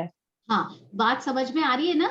झूलते हुए हार का मतलब ये पर्याय आपकी आगे पीछे हो रही है ना, लेकिन जिस समय जिस मोती को प्रकट होना है वो वही मोती प्रकट हो रहा है। तो और वो उसका निश्चित है, उसका क्षेत्र निश्चित है, उसका काल निश्चित है। ठीक है, नेक्स्ट ले लीजिए। यहाँ क्षेत्र के नियमित क्रम के माध्यम से काल पर्याय संबंधी नियमित क्रम को स्पष्ट किया गया है, क्योंकि क्षेत्र संबंधी क्रम नियमितता आसानी से समझी जा सकती है। जिस प्रकार द्रव्य को संपूर्ण विस्तार क्षेत्र रूप से लक्ष्य में लिया जाए तो उसका संपूर्ण क्षेत्र एक ही है, उसी प्रकार द्रव्य को तीनों काल के परिणामों को एक साथ लक्ष्य में लेने पर उसका काल त्रैकालिक एक है। फिर भी जिस प्रकार क्षेत्र में एक नियमित प्रदेश क्रम है, उसी प्रकार काल पर्याय में भी पर्यायों का एक नियमित प्रवाह क्रम है। हाँ, ये समझ में आया क्या कि विस्तार के एंगल से जब हम लक्ष्य करते हैं, विस्तार को लक्ष्य में करते हैं क्षेत्र में, तो सारा क्षेत्र एक ही रखता है ना। और जब कालों की बात करते हैं तो तीनों काल एक ही हो जाते हैं, समग्रता की बात करेंगे, है ना। तो इसलिए कहा कि जिस प्रकार क्षेत्र में एक नियमित प्रदेश क्रम है, उसी प्रकार से काल में भी पर्यायों का एक नियमित प्रवाह क्रम है, मतलब एक के बाद एक पर्याय आएगी काल की, वो भी नियमित है। हाँ, नेक्स्ट ले लीजिए। जिस प्रकार द्रव्य के विस्तार क्रम का अंश प्रदेश है, उसी प्रकार द्रव्य के प्रवाह क्रम का अंश पर्याय है। यदि उन्हीं चीजों को बार बार खोलने का प्रयास कर रहे हैं, कुछ भी अब नया नहीं आ रहा है, बस उन्हीं बातों को जो मैंने चर्चा की है उसी को। देखो, प्रदेश की बात करी या पर्याय की बात करी, कि पर्याय किसे कह रहे हैं, प्रदेश किसे कह रहे हैं। यद्यपि यह कथन संपूर्ण द्रव्यों की अपेक्षा से है, पर यहाँ विस्तार क्रम को यदि आकाश द्रव्य की अपेक्षा समझें तो सुविधा होगी। जिस प्रकार अनंत प्रदेशी आकाश का जो प्रदेश जहाँ स्थित है वह वही रहता है, उसका स्थान परिवर्तन संभव नहीं है, उसी प्रकार सभी द्रव्यों में प्रदेशों का क्रम नियमित है। यही बात यहाँ मोतियों के हार के दृष्टांत से स्पष्ट की गई है कि मोतियों के हार में जो मोती जहाँ स्थित है उसका यथास्थान क्रम परिवर्तन संभव नहीं है। हाँ, एक बार बताइए एमी जी, रीटा जी, ये कहा कि स्थान क्रम परिवर्तन संभव नहीं है, लेकिन हम तो कई बार ऐसा कहते हैं ना कि जब ट्रेन में जाते हैं तो लो अब ये हैदराबाद आ गया, तो स्थान परिवर्तन हो गया क्या, आ गया। लो अब है ना कानपुर आ गया, लो ये दिल्ली आ गया। ट्रेन के अंदर नहीं कहते क्या? नहीं मैम, स्थान तो अपनी जगह पे है। हाँ, स्थान तो अपनी जगह, हम वहां पहुंच गए, हम वहां पहुंच गए, है ना। व्यवहार में देखा जाए तो व्यवहार क्या, निश्चय में तो हम वहां पहुंचे हैं, पर व्यवहार से हम क्या कहते हैं, वो स्थान आ गया। तो स्थान में जो हमको परिवर्तन दिखता है वो स्थान में परिवर्तन होता नहीं है। तो ऐसे ही मोतियों के हार में भी जो मोती जहां स्थित है उसका स्थान क्रम परिवर्तन संभव नहीं है। नेक्स्ट ले लीजिए। यद्यपि आकाश अचल निष्क्रिय द्रव्य है और जीव और पुद्गल सचल सक्रिय द्रव्य हैं, तथापि झूलते हुए हार की बात कहकर यह स्पष्ट कर दिया गया है कि जिस प्रकार झूलते हुए हार में भी मोतियों का यथास्थान क्रम नहीं बदल जाता, उसी प्रकार सक्रिय जीवों में प्रदेशों का क्रम नहीं पलटता। देखिए यहाँ पे झूलते हुए हार की बात को, उसको अंडरलाइन कर लीजिए कि झूलते हुए हार का लॉजिक यहाँ दिया है कि ये वर्ड ही क्यों लिया, खाली हार ही कह देते ना आचार्य, लेकिन झूलते हुए हार कहने का मतलब है उनके जीवों जो जीव, हाँ, उनके प्रदेशों का क्रम नहीं पलट रहा है जब वो सक्रिय अवस्था में जब है, मतलब क्रिया की अवस्था में जब है। नहीं तो अगर जैसे अक्रिय रहे, जैसे कोई ध्यान में बैठा है ना, उन जीवों की बात नहीं कर रहे, जो हम चलते फिरते भी होते हैं तब भी हमारे प्रदेशों का क्रम नहीं पलटता है, वैसे ही प्रदेश रहते हैं। नेक्स्ट पढ़ लीजिए। जिस प्रकार आकाशादि द्रव्यों का विस्तार क्रम नियमित है, उसी प्रकार उनका प्रवाह क्रम भी नियमित है। जिस प्रकार नियमित विस्तार क्रम में फेरफार संभव नहीं है, उसी प्रकार नियमित प्रवाह क्रम में भी फेरफार संभव नहीं है। जिस प्रकार प्रदेश का स्वस्थान निश्चित है, उसी प्रकार प्रत्येक परिणाम मतलब पर्याय का स्वकाल भी निश्चित है। हाँ, देखिए अभी यहाँ पर हमको बात रेपिटेशन लगता है ना, बस उन्होंने हर एक ही बात, जो बात चल रही है, देखो यहाँ पर क्या बताना चाह रहे हैं, द्रव्यों का विस्तार क्रम नियमित है। अब द्रव्यों का विस्तार क्रम उन्होंने आकाश आदि द्रव्यों की बात लेकर कह दी और फिर उसी को कह दिया कि नियमित विस्तार क्रम में फेरफार संभव नहीं है। तो कुल मिलाकर कहना क्या चाह रहे हैं कि द्रव्यों में के विस्तार क्रम में फेरफार संभव नहीं है। अब जब द्रव्य के विस्तार क्रम में नहीं है, मतलब उसके फैलाव में नहीं है, उसके प्रदेश में नहीं है, तो उसके प्रवाह क्रम मतलब उसके काल में भी, उसकी पर्याय में भी फेरफार संभव नहीं है। तो जैसे प्रदेश का स्थान निश्चित है, ऐसे ही पर्याय का भी काल अपना निश्चित है। तो हर बात को एक दूसरे के साथ लगा करके कह रहे हैं, इसलिए वो हमको रिपीट होती हुई लगती है। एक और एग्जांपल देखिए। जिस प्रकार सिनेमा की रील की में लंबाई है, उसी लंबाई में जहाँ जो चित्र स्थित है वह वहीं रहता है, उसका स्थान परिवर्तन संभव नहीं है। उसी प्रकार चलती हुई रील में कौन सा चित्र किस क्रम से आएगा यह भी निश्चित है, उसमें भी फेरफार संभव नहीं है। आगे कौन सा चित्र आएगा, भले ही इसका ज्ञान हमें ना हो, पर इससे कोई अंतर नहीं पड़ता, आएगा वो वह अपने नियमित क्रम से ही। हाँ, ये चर्चा हमने कर ली और ये हमें बिल्कुल क्लियर है ना? क्लियर जी जी मैम। हाँ, अब देखिए स्टेयर्स की बात कर रहे हैं, नेक्स्ट एग्जांपल लिया है, इसको भी पढ़ लीजिए। जैसे सोपान मतलब जीना पर सीढ़ियों का क्षेत्र की अपेक्षा एक अपरिवर्तनीय निश्चित क्रम होता है, उसी प्रकार उन पर चढ़ने का अपरिवर्तनीय कालक्रम भी होता है। जिस प्रकार उन पर क्रम से ही चला जा सकता है, उसी प्रकार उन पर चढ़ने का कालक्रम भी है। अब बताइए हम कितनी सीढ़ियां चढ़ चुके हैं जीवन में, कितनी सीढ़ियां चढ़ी हैं हमने, लेकिन हमें ख्याल में नहीं आता ना कि हम कर क्या रहे हैं। अब जब सीढ़ियां चढ़ेंगे ना, तो आपको ये आचार्य का एग्जाम्पल और ये सब बातें ध्यान में आएंगी कि इनका भी एक फिक्स है, एक के बाद दूसरी आ रही है। हम पहली से चौथी पे हम बचपन में कूदा करते थे, सीढ़ियां क्रॉस करते थे ना, तो हम क्या सोचते थे, हमने इतनी सीढ़ियां पार कर ली, लेकिन पार होती नहीं है, वो उसी क्रम से ही रहती है। हम उनको क्लस्टर तो कहते हैं ना, कि हम पहली से चौथी पे पहुंच गए, तो चौथी पे कैसे पहुंच गए, दूसरी तीसरी क्रॉस की तभी ना, तो फिक्स है कि नहीं है। तो ऐसे ही उनका क्रॉस करने का जो टाइम पीरियड है वो भी एक के बाद एक निश्चित होता है, नियमित होता है। चलिए आगे पढ़ लीजिए। जिस प्रकार जितने लोकाकाश के प्रदेश हैं, उतने ही एक जीव के प्रदेश हैं, उसी प्रकार तीन काल के जितने समय हैं, उतनी ही प्रत्येक द्रव्य की पर्याय हैं। एक एक समय की एक एक पर्याय निश्चित हैं।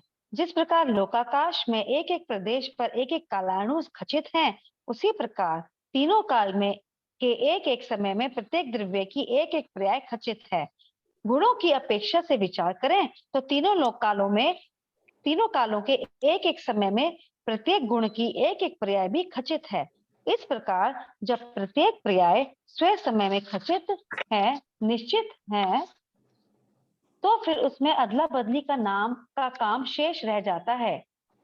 इस संदर्भ में टीका में समागत यह वाक्य भी ध्यान देने योग्य है कि प्रत्येक परिणाम अपने अपने अवसर पर ही प्रकट होता है।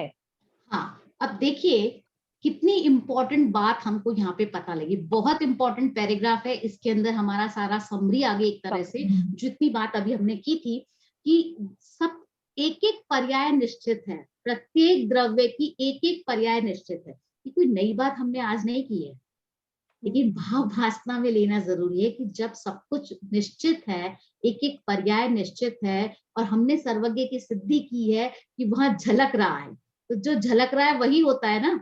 ऐसा होता है क्या? अरे वो झलक रहा, वो जो होने वाला है वही झलकता है, वो तो वो देख रहे हैं। ऐसा थोड़ी कि वो कुछ उसमें फेर फार कर रहे हैं। इंद्र जिनेन्द्र नरेंद्र, ये हमने पहले ही पढ़ लिया कार्तिक अनुप्रेक्षा में, कि कोई चेंज नहीं कर सकता, एक पर्याय को दूसरी पर्याय में कोई पलट नहीं सकता, कोई आगे पीछे नहीं कर सकता, सब अपने अपने समय में खचित है। खचित होने का मतलब रचित है, उसमें मतलब कहें उसमें फिक्स है, अपने टाइम पे ही होगा जो भी काम। अब बताइए कौन सी घबराहट, कौन सा काम कब होना है, जब ये है और नहीं हो रहा है तो समझना ना कि अभी उसका काल नहीं आया, उसकी वो पर्याय नहीं आई। हम क्या कर रहे हैं, पीछे वाली पर्याय को पहले लाना चाह रहे हैं, तो नहीं हो रहा काम। तो कितना हमको जैसे कहते हैं ना, निर्भय हो गए, कितने भार खत्म हो गया, कितना कर्तापना खत्म हो गया। हुआ कि नहीं हुआ?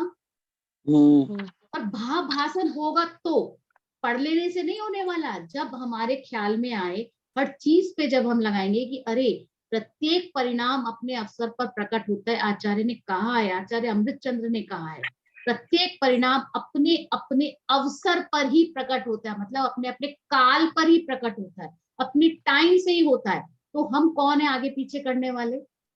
मतलब वो तो नहीं कर सकते, हम कर सकते हैं। शायद आएगी अभी ऐसी चर्चाएं भी आगे आने वाली हैं कि हम ही कर दें। वो तो वीतरागी है, उनको तो लेना देना नहीं, हमें तो है लेना देना। तो ये चर्चाएं आगे आएंगी, करेंगे वो सभी चर्चा। अभी इसको थोड़ा सा और कंप्लीट कर लेते हैं, आई थिंक हमको एक पैराग्राफ और ले लेना चाहिए। हाँ, एक पैराग्राफ ये निष्कर्ष तक का, ये मैं पढ़ देती हूँ इसकी। उसके बाद का इस सबसे यही निष्कर्ष निकलता है कि जिस द्रव्य की जो पर्याय जिस समय जिस कारण से होनी है वह तदनुसार ही होती है। ये निष्कर्ष इंपॉर्टेंट है। ये निष्कर्ष जिसे कहते हैं ना कि गोल्डन सेंटेंस है, इसको लिख लेना चाहिए कि जिस द्रव्य की जो पर्याय जिस समय जिस कारण से तदनुसार ही होती है। देखिए, मैं भी अपने पास आपको दिखेगा नहीं, आपको तो उल्टा दिखेगा, लिख के रखती हूँ मैं भी अपने पास में चीजों को। आपको पता नहीं, कई बार अपने विचार में नहीं है, लेकिन वो देख करके ख्याल में आ जाए कि अरे क्यों फालतू में व्यग्र होना, आकुल होना, व्याकुल होना, क्यों परेशान होना। प्रत्येक परिणाम अपने अवसर पर ही होता है, प्रकट होता है, होता नहीं प्रकट होता है, मतलब वो उस समय में उपस्थित होता है। आप सोचिए, माला जब आप जाप माला करने बैठे, आपको ख्याल आना चाहिए कि अब कौन सा मोती, कौन सा मन का प्रकट होगा, अपने अवसर आने पर प्रकट होगा।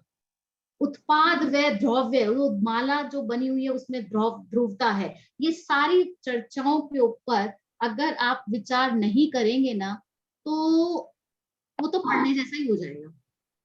और पढ़ने जैसा काम हम करने के लिए बैठे नहीं है, हमें तो भावभासना करनी है। और फिर वो एग्जाम्पल्स पे क्वेश्चंस आ जाएंगे तो मुश्किल हो जाएगी कि हम अपने जीवन पे घटित कैसे करें।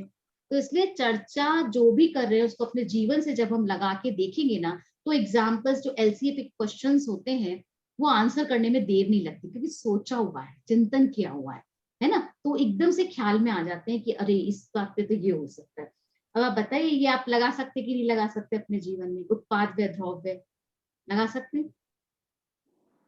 मैम सभी चीजों में लग रहा है वो तो, जो भी है सभी चीजें द्रव्य, क्योंकि लक्षण है ना, तो द्रव्य है तो लगेगा। अब कैसे घटाना है वो हमें देखना है ना।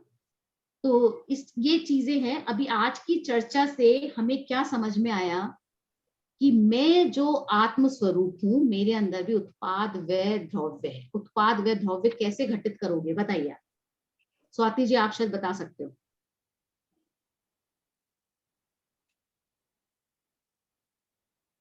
शायद है नहीं। कविता जी, रीटा जी, एमी जी, नीपा जी। मैम बोलिए। मैं खुद तो ध्रुव स्वरूप हूँ।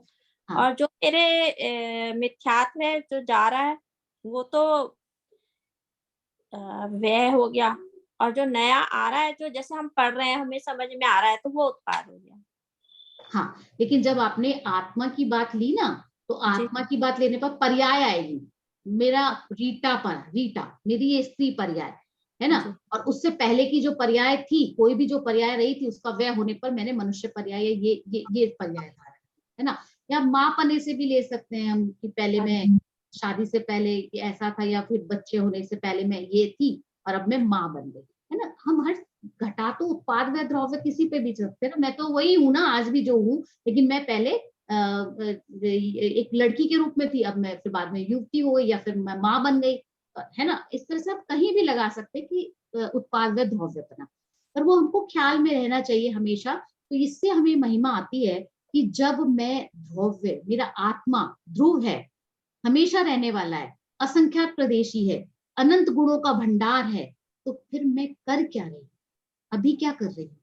इस सब, इन जो पर्याय हैं, ये जो पर्याय, ये मनुष्य पर्याय, इसका भी व्यय हो जाएगा और फिर मैं अन्य पर्याय धारण कर लूंगी। क्या तब जाकर के सम्यक दर्शन लेने का प्रयास करूंगी?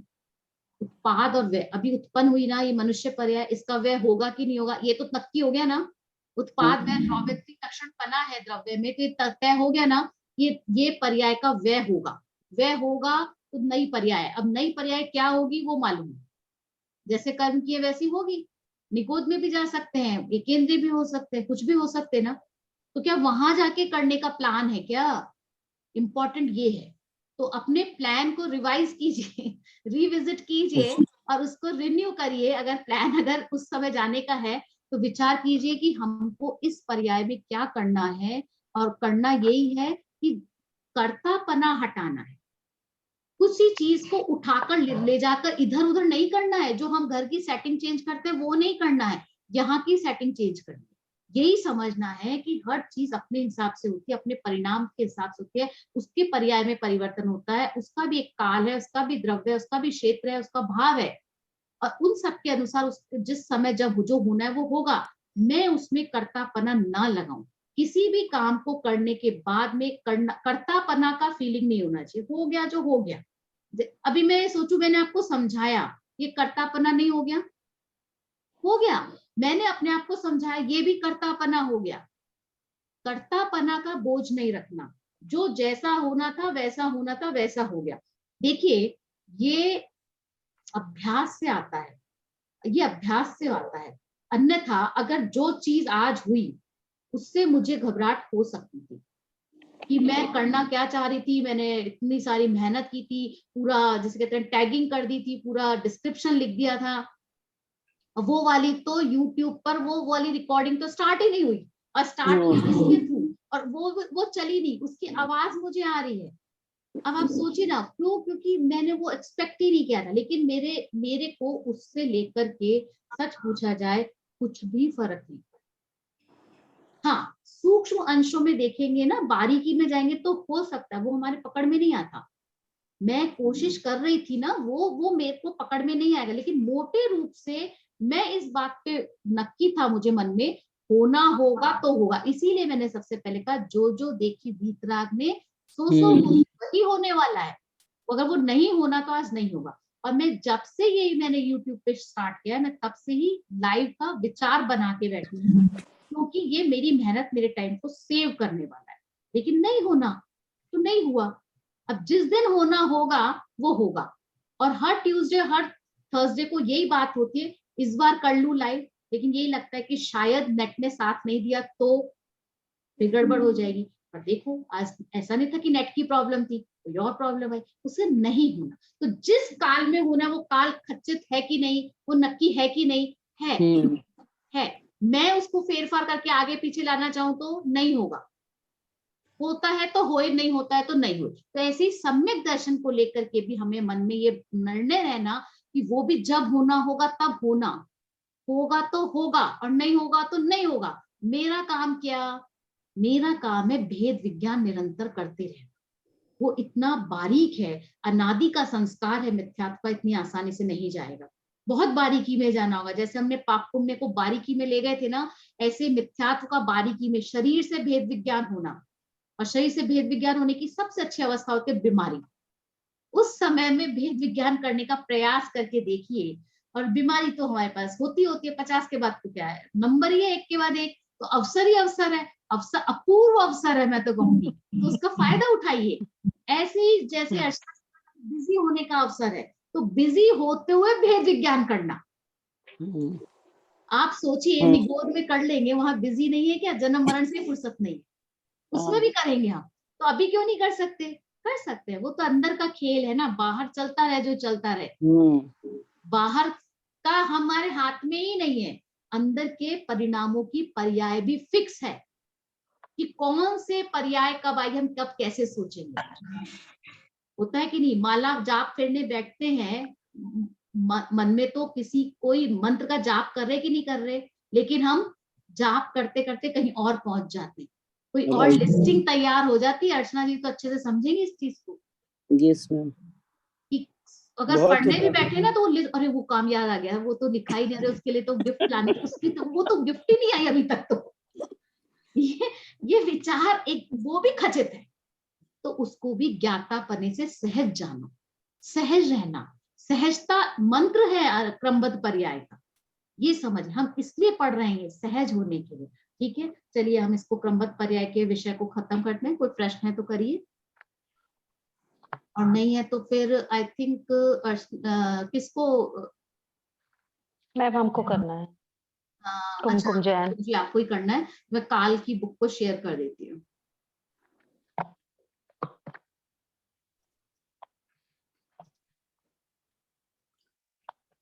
ये काल चक्र पेज 25 से 32 तक। हाँ करिए। 24 पे ये भोग भूमियों के बारे में बताया गया था। तो इसको मैं थोड़ा सा यहीं से कंटिन्यू करती हूँ कि इन कालखंडों में जन्म लेने वाले मनुष्य आदि प्राणियों का जीवन भोग प्रधान रहता है। किसी भी प्रकार का जो व्यापार, कृषि, मसीह, उद्योग, शिल्प अथवा जो भी चीजें हैं, जो भी होती हैं, शिल्प अथवा इन कर्मों की आवश्यकता नहीं होती, क्योंकि संकल्प मात्र से ही कल्प वृक्षों द्वारा इन सब भोग भूमि में सब कुछ प्राप्त हो जाता है। अब कल्प वृक्षों का स्वरूप बताते हैं। भोग भूमि में उत्पन्न हुए जीवों को मनवांछित पदार्थ कल्प वृक्ष से प्राप्त हो जाते हैं। इन भोग भूमियों में जन्मे युगल कल्प वृक्षों द्वारा दी गई वस्तुओं को ग्रहण करके और विक्रिया द्वारा बहुत प्रकार के शरीर बनाकर अनेक प्रकार भोगते हैं। यहाँ आचार्य यति वृषदेव जी बोलते हैं कि ये युगलियां जीव चक्रवर्ती के भोग लोभ लाभ की अपेक्षा अनंत गुणे भोग भोगते हैं। चक्रवर्ती भी कर्म भूमि में होते हैं, उनसे भी ज्यादा कर्म भूमि में इन्हें ज्यादा कर्म करना पड़ता है, जबकि भोग भूमियों में जीवों को सर्व सुविधाएं कल्प वृक्षों से ही प्राप्त होती हैं। आचार्य नेमिचंद जी लिखते हैं कि पचेंद्रिय भोगों की अति सुलभता भी उन्हें तृप्ति प्रदान नहीं करती। कहने का तात्पर्य है कि भोगों की जितना भी भोग बोलो उससे भी जीव को सुखी रहने में सामर्थ्य नहीं देती। इसके बाद बोलते हैं कि हमें ये विचार करना चाहिए कि भोग भूमि में इतनी अनुकूल सामग्री में भी तृप्त नहीं होता, तो अब जो हमारी वर्तमान स्थिति है इसमें अल्प सामग्री से हम तृप्त कैसे होंगे।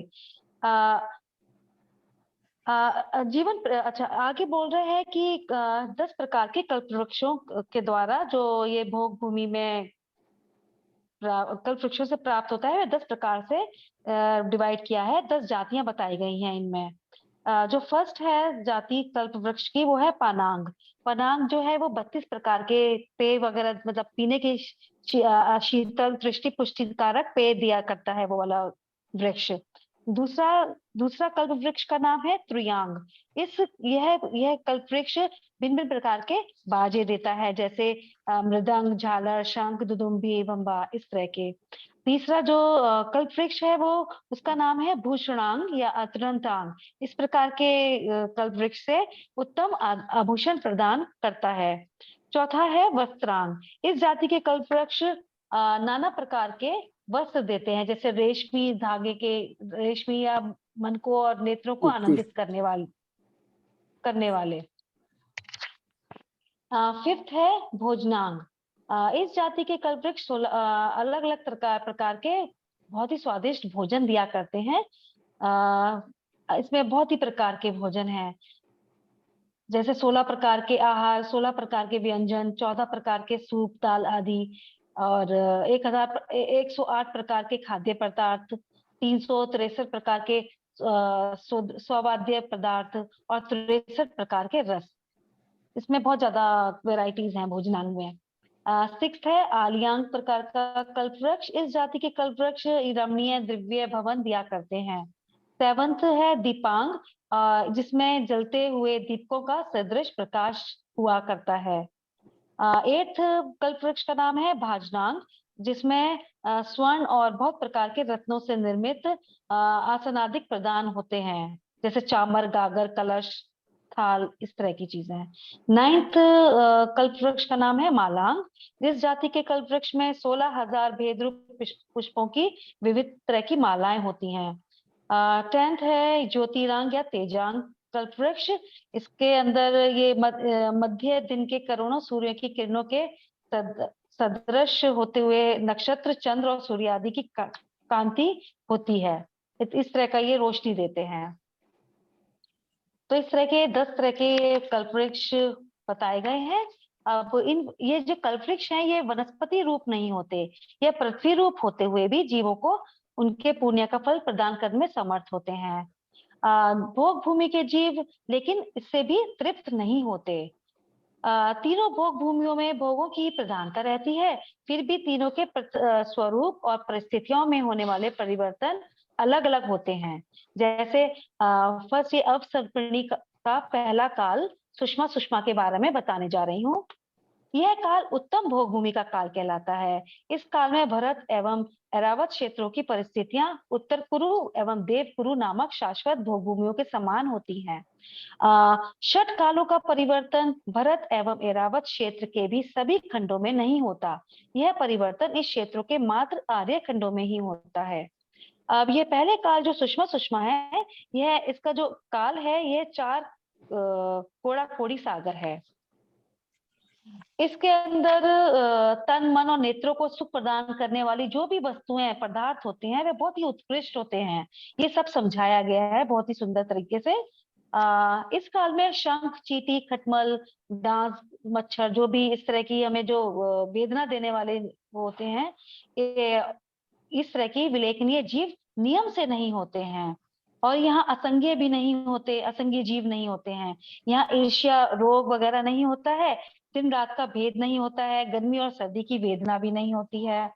अच्छा, इस काल में उत्पन्न हुए युगल चौथे दिन बेर के बराबर आहार ग्रहण करते हैं। चौथे दिन ही करते हैं, हर चौथे दिन। और इनका शरीर का जो उत्कृष्ट ऊंचाई है वह 6000 धनुष मतलब 3 कोस, और उनकी जो आयु है वह 3 पल्लीय प्रमाण होती है। पुरुष और स्त्री दोनों के जो पृष्ठ भाग में 256 हड्डियां होती हैं। यहाँ के पुरुषों में 9000 हाथियों के जैसा सुदृढ़ बल होता है।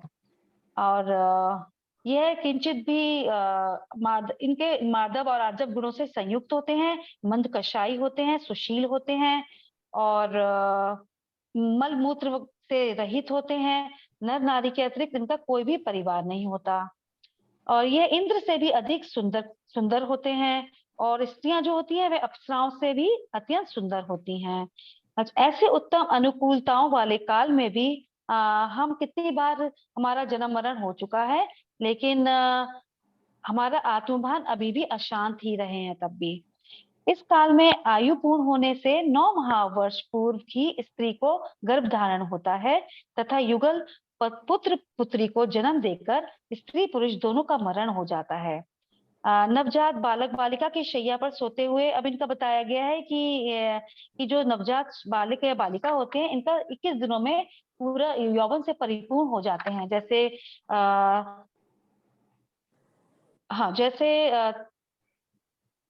सोते हुए अंगूठा चूसने में 3 दिन व्यतीत हो जाते हैं और उसके 3 दिन में ये बैठना और सीखना भी शुरू कर देते हैं। फिर 3 दिन तक ये स्थिर गमन और अगले 3 दिनों में दौड़ने लगते हैं। और फिर क्रमशः इनकी कला गुणों की प्राप्ति, तरुण अवस्था और सम्यक प्राप्ति की योग्यता में 3-3 दिन व्यतीत होते हैं। इस प्रकार इनके 21 दिनों में यौवन से परिपूर्ण होकर सम्यक दर्शन प्राप्ति के योग्य हो जाते हैं। सम्यक दर्शन प्राप्ति के कारणों की चर्चा करते हुए आचार्य यतिवृषभ जी ने 3 कारण बताए हैं। पहला कारण है जाति स्मरण ज्ञान, दूसरा है देवों द्वारा प्रतिबोध और तीसरा है चारण रिद्धि धारी मुनिराज का सदुपदेश। यह जो उत्तम युगल हैं वो पारस्परिक प्रेम में अत्यंत मुग्ध रहते हैं और इसलिए उनकी श्रावकोचित व्रत संयम नहीं होते इनके। जैसे जैसे सुषमा नामक प्रथम काल व्यतीत होता जाता है वैसे वैसे मनुष्य त्रियंश का शरीर, आयु, बल, रिद्धि आदि भी कम हो जाते हैं। इस प्रकार ये 4 कोड़ा कोड़ी सागर में यह काल पूर्ण हो जाता है। तो ये मैंने अवसर्पिणी का पहला काल बताया है 32 पेज तक। हाँ, बहुत बढ़िया। एक बात ये मैं हर बार कहना भूल जाती हूँ, आप अच्छे रीडिंग बहुत अच्छी करते हैं। बस सिर्फ कहीं कहीं पर वो थोड़ा सा शायद दिल्ली में रहते हैं तो वो पंजाबी वाला फ्लेवर आता है, लेकिन पढ़ते बहुत अच्छा है आप, मतलब विषय वस्तु ख्याल में आती है उससे। अच्छा, आज हमने जो कल्प वृक्षों का स्वरूप पढ़ा तो आपके मन में विचार आता है कि कैसे कोई कल्प वृक्ष होगा जो वनस्पति का एक नहीं है और आपको जो मांगो वो दे रहा है, और दे कैसा रहा है? सजीव। सजीव से मतलब वस्त्र गिर रहे हैं, आप उनसे वस्त्र मांग रहे हैं, वस्त्र गिर रहे हैं। आपको आभूषण चाहिए, आभूषण मिल रहे हैं। आपको माला चाहिए, माला। और जिसको जो चाहिए वो, मतलब आपके मन को पढ़ा जा रहा है एक पृथ्वी कायिक पेड़ के द्वारा। बताइए कैसी व्यवस्था होगी वो, कैसे होता होगा? अब हम इमेजिन नहीं कर सकते वो काल, क्योंकि बहुत पहले का काल है। और तो और जब बोन्स की बात की है, 256 बोन्स की बात की ना, अभी कितनी होती है? 206 से 213 बोन्स होती है एक एडल्ट की। और उस समय में कितनी बोन्स? और 9 दिन का बच्चा दौड़ रहा है, हमारे बच्चे को तो 1 साल लग जाता है। कितने चेंजेस आ रहे हैं हाइट को लेकर के, एज को लेकर के, और तो और सामाजिक परिस्थितियों को देखिए। युगलिया पैदा हो रहे, ट्विंस पैदा हो रहे, वो भाई बहन है कि नहीं, और वो वही पुत्र संतान को उत्पन्न कर रहा है, संतान भी युगलो उत्पन्न होते मर जा रहे, पेरेंट्स रह नहीं रहे, देख नहीं रहे, और पेरेंट्स का जो शरीर है वो अपने आप उड़ जा रहा है, उनको कुछ नहीं करना। और जब पैदा हो रहे हैं तो भूख लगेगी बच्चे को, माँ बाप है, माँ है ही नहीं, अंगूठा चूस रहे, चूसते चूसते बड़े हो जा रहे हैं। ये देखिए व्यवस्थाएं कैसी हैं। ये विचार जब हम करते हैं, जब तक हम जो जिनागम पढ़ रहे हैं उनके बीच में करते हैं तब तो कुछ नहीं होता, जो जिनागम नहीं पढ़ता उनके बीच में चर्चा करके देखिए वो हंसेंगे, कहते ये सब बकवास है, क्या बात कर रहे हो, ऐसा कैसे हो सकता है, विश्वास नहीं करेंगे। लेकिन धीरे धीरे करके जिस तरह से चीजें हो रही हैं उनको देखेंगे तो बाप विश्वास करेंगे। एक बार मुझे किसी बच्चे का फोटो मिला था, मैंने उसको स्क्रीनशॉट लेकर के सेव किया हुआ, आपको बताऊंगी कि कुभोग भूमि के मनुष्य कैसे होते हैं। भोग भूमि में तो सब सुंदर सुंदर है, सब कुछ अच्छा है, कुभोग भूमि में उल्टा हो जाता है। वहां पे शरीर कैसा होता है, पशुवत होता है, मतलब मनुष्य है लेकिन आपके पूंछ हो सकती है, आपके कान जो है वो सूप की तरह बड़े बड़े हो सकते हैं। ऐसा एक बच्चा इस युग में भी जन्मा, मैंने उसकी फोटो रखी है, मैं आपको शेयर करूंगी, सिर्फ इसीलिए रख रखी है उसको बहुत समय से कि जब ये काल की चर्चा आएगी तब आपको बोलूंगी। ये डायनासोर्स की लेंथ और हाइट जो थी वो हम कैसे मान लेते हैं, महावीर भगवान की हाइट जो थी वो हमें आज कैसे लगता है कि कैसे हो सकता है, इतने बड़े 7 हाथ लंबे। अभी भी प्रेजेंट में एक 7 या 8 फीट का आदमी है, उसकी वाइफ भी इतनी लंबी है, उसकी बेटी भी इतनी लंबी है, मैंने शायद उसकी फोटो उसकी भी कहीं रखी होगी। हाइट अभी भी है, एक ही फैमिली है। अब उनको बहुत सारे प्रॉब्लम्स होते हैं हाइट को लेकर के, दुनिया थोड़ी उनकी हाइट के हिसाब से है, बहुत लंबे लोग। अब उनको देखकर आप क्या कहोगे, मतलब उस समय में होने की पॉसिबिलिटी लगती है, ऐसा नहीं है कि नहीं होगी।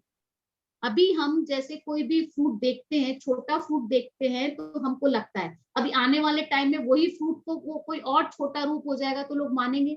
अब देखो जो भोजनांग देने वाला है, जो कल्प वृक्ष भोजनांग दे रहा है, कितने तरह के सूप है, कितने तरह के व्यंजन है, रेसिपीज देखो वहां की, वो तो हमको मिले नहीं तो शायद हम वो भी बनाना शुरू कर दें। सोचिए आप कि कितना वैरायटी की बात है उस टाइम पीरियड की। आज हम कहते हैं कि हमारे पास ये वैरायटी है। मैम एक बात चीज, वेजिटेरियन ही फूड मिलेगा देखिए वहां पे तब तारा, पता नहीं अब कल्पवृक्ष, मैं तो वृक्ष सचमुच दे मैं रहे तो हैं। वही सोच रही हूँ कि कैसे वो चीजें टपकती होंगी क्या, हाँ। जैसे हम होम डिलीवरी लेते हैं वैसे आती है क्या, पैक होके आती है क्या, कपड़े गिर रहे हैं तो कहीं जमीन पे नहीं गिरते, वो क्या शरीर पे लग जाते हैं, फिट हो जाते हैं क्या। हमको घर चाहिए तो घर कैसे आता है, हमने जो एरिया सोचा उस एरिया में मिलता है कि एक के बाद दूसरे का, एक ही के अंदर दूसरे का घर बन जाता है। बहुत बातें हैं, इन बातों का हमको आंसर नहीं मिल सकता और वो प्रयोजन भूत भी नहीं है। अब हम उनको जान के क्या करेंगे, हम पैदा ही हो गए, हम भोग के आ गए तो ध्यान नहीं है, जान भी लेंगे तो कर क्या लेंगे, वो टाइम भी नहीं है ना। तो इसलिए बहुत सारी चीजें इनके अंदर आती हैं, तो ग्रंथों में मिलती हैं, आगम में मिलती हैं, आगम प्रमाण है इसलिए हमारे लिए वो प्रमाण है। ठीक है, अब देवकुरु और उत्तर कुरु की बात की, ये विदेश क्षेत्र की बात है। जब देवकुरु उत्तर कुरु की बात की जाती है, भरत और एरावत क्षेत्र दोनों, भरत क्षेत्र नीचे है, एरावत क्षेत्र ऊपर है, ठीक है, और बीच में विदेश क्षेत्र है जहाँ पे देवकुरु उत्तर कुरु है।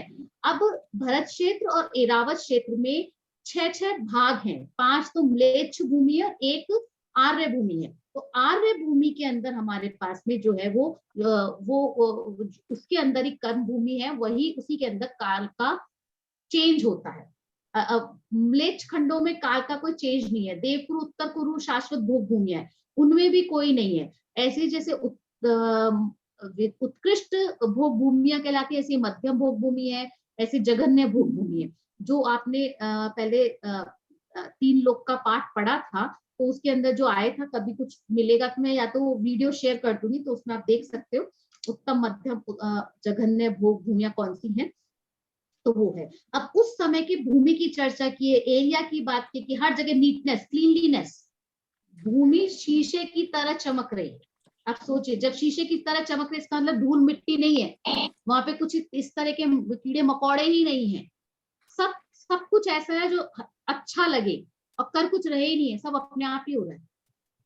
अब सोचिए किस तरह का होगा, मतलब उनके जो कहते हैं ना कि इतनी सारी सुविधाएं हैं, इसलिए वहां पे कोई अन्याय नहीं, अत्याचार नहीं, कोई कलह नहीं, कोई ईर्ष्या नहीं, कोई द्वेष नहीं, कोई सर्दी नहीं, कोई गर्मी नहीं, क्योंकि काल भेद भी नहीं रहता है पहले भूमि के काल में। सुषमा के अंदर कोई काल भेद नहीं, दिन रात का भेद ही नहीं है। तो ये चीजें यहाँ पे बताई। अब बताइए ऊंचाई, बताइए 3 कोस बड़ी, इतना हाइट 3 कोस। अब डायनासोर का जो इसकी हाइट दिखती है तो समझ लीजिए वो कौन से काल का होगा। आगे आएंगे औरों के भी काल, तो उससे आइडिया लग जाएगा कि उस काल की चर्चा कर रहे हैं। ठीक है, तो बहुत सारी चर्चाएं इसके अंदर हुई, और इनसे हमको यही लगता है कि सम्यक दर्शन की प्राप्ति के जो ये वृषभ आचार्य ने 3 कारण बताए हैं, जाति स्मरण ज्ञान, देवों द्वारा प्रतिबोध और चारण वृद्धिधारी द्वारा मुनिराज द्वारा सदुपदेश। महावीर को जो शेर की पर्याय में था वो चारण वृद्धिधारी मुनिराजों द्वारा सदुपदेश था। ठीक है ना, देवों द्वारा प्रतिबोध भी होता है, जाति स्मरण ज्ञान। तो हम ये जो सब कर रहे हैं, ये कभी हमें जाति स्मरण के रूप में आ सकता है, ये ज्ञान हमें झलक सकता है, कभी ज्ञान याद में आ सकता है।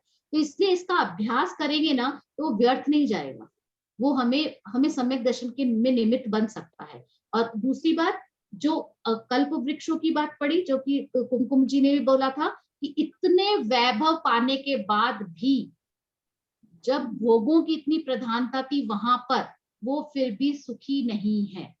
सुखी इसलिए नहीं है कि सम्यक दर्शन की प्राप्ति का स्कोप ही नहीं है, इसलिए सुखी नहीं है। ठीक है, तो क्योंकि मरना तो है ही ना, जन्म मरण बाकी है ना, जन्म मरण का अभाव हुए बिना सुख नहीं है, सुखी नहीं हो सकते। तो इसलिए हमको विचारना कि आज हमारे पास जो कुछ भी है, जैसा भी है, तो इसमें हम कैसे सुखी होंगे, तो सुख मानना ही भूल है।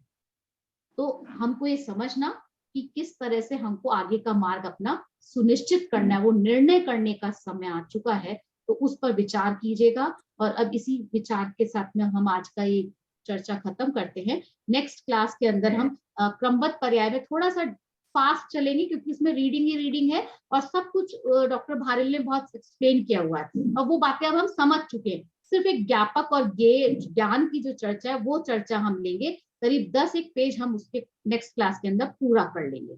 ठीक है, चलिए जिनवाणी स्तुति कर लीजिए। आई थिंक रुचिका जी शायद नहीं है। जी मैम मैं हूँ। हाँ, कर लीजिए, जिनवाणी स्तुति कर लीजिए।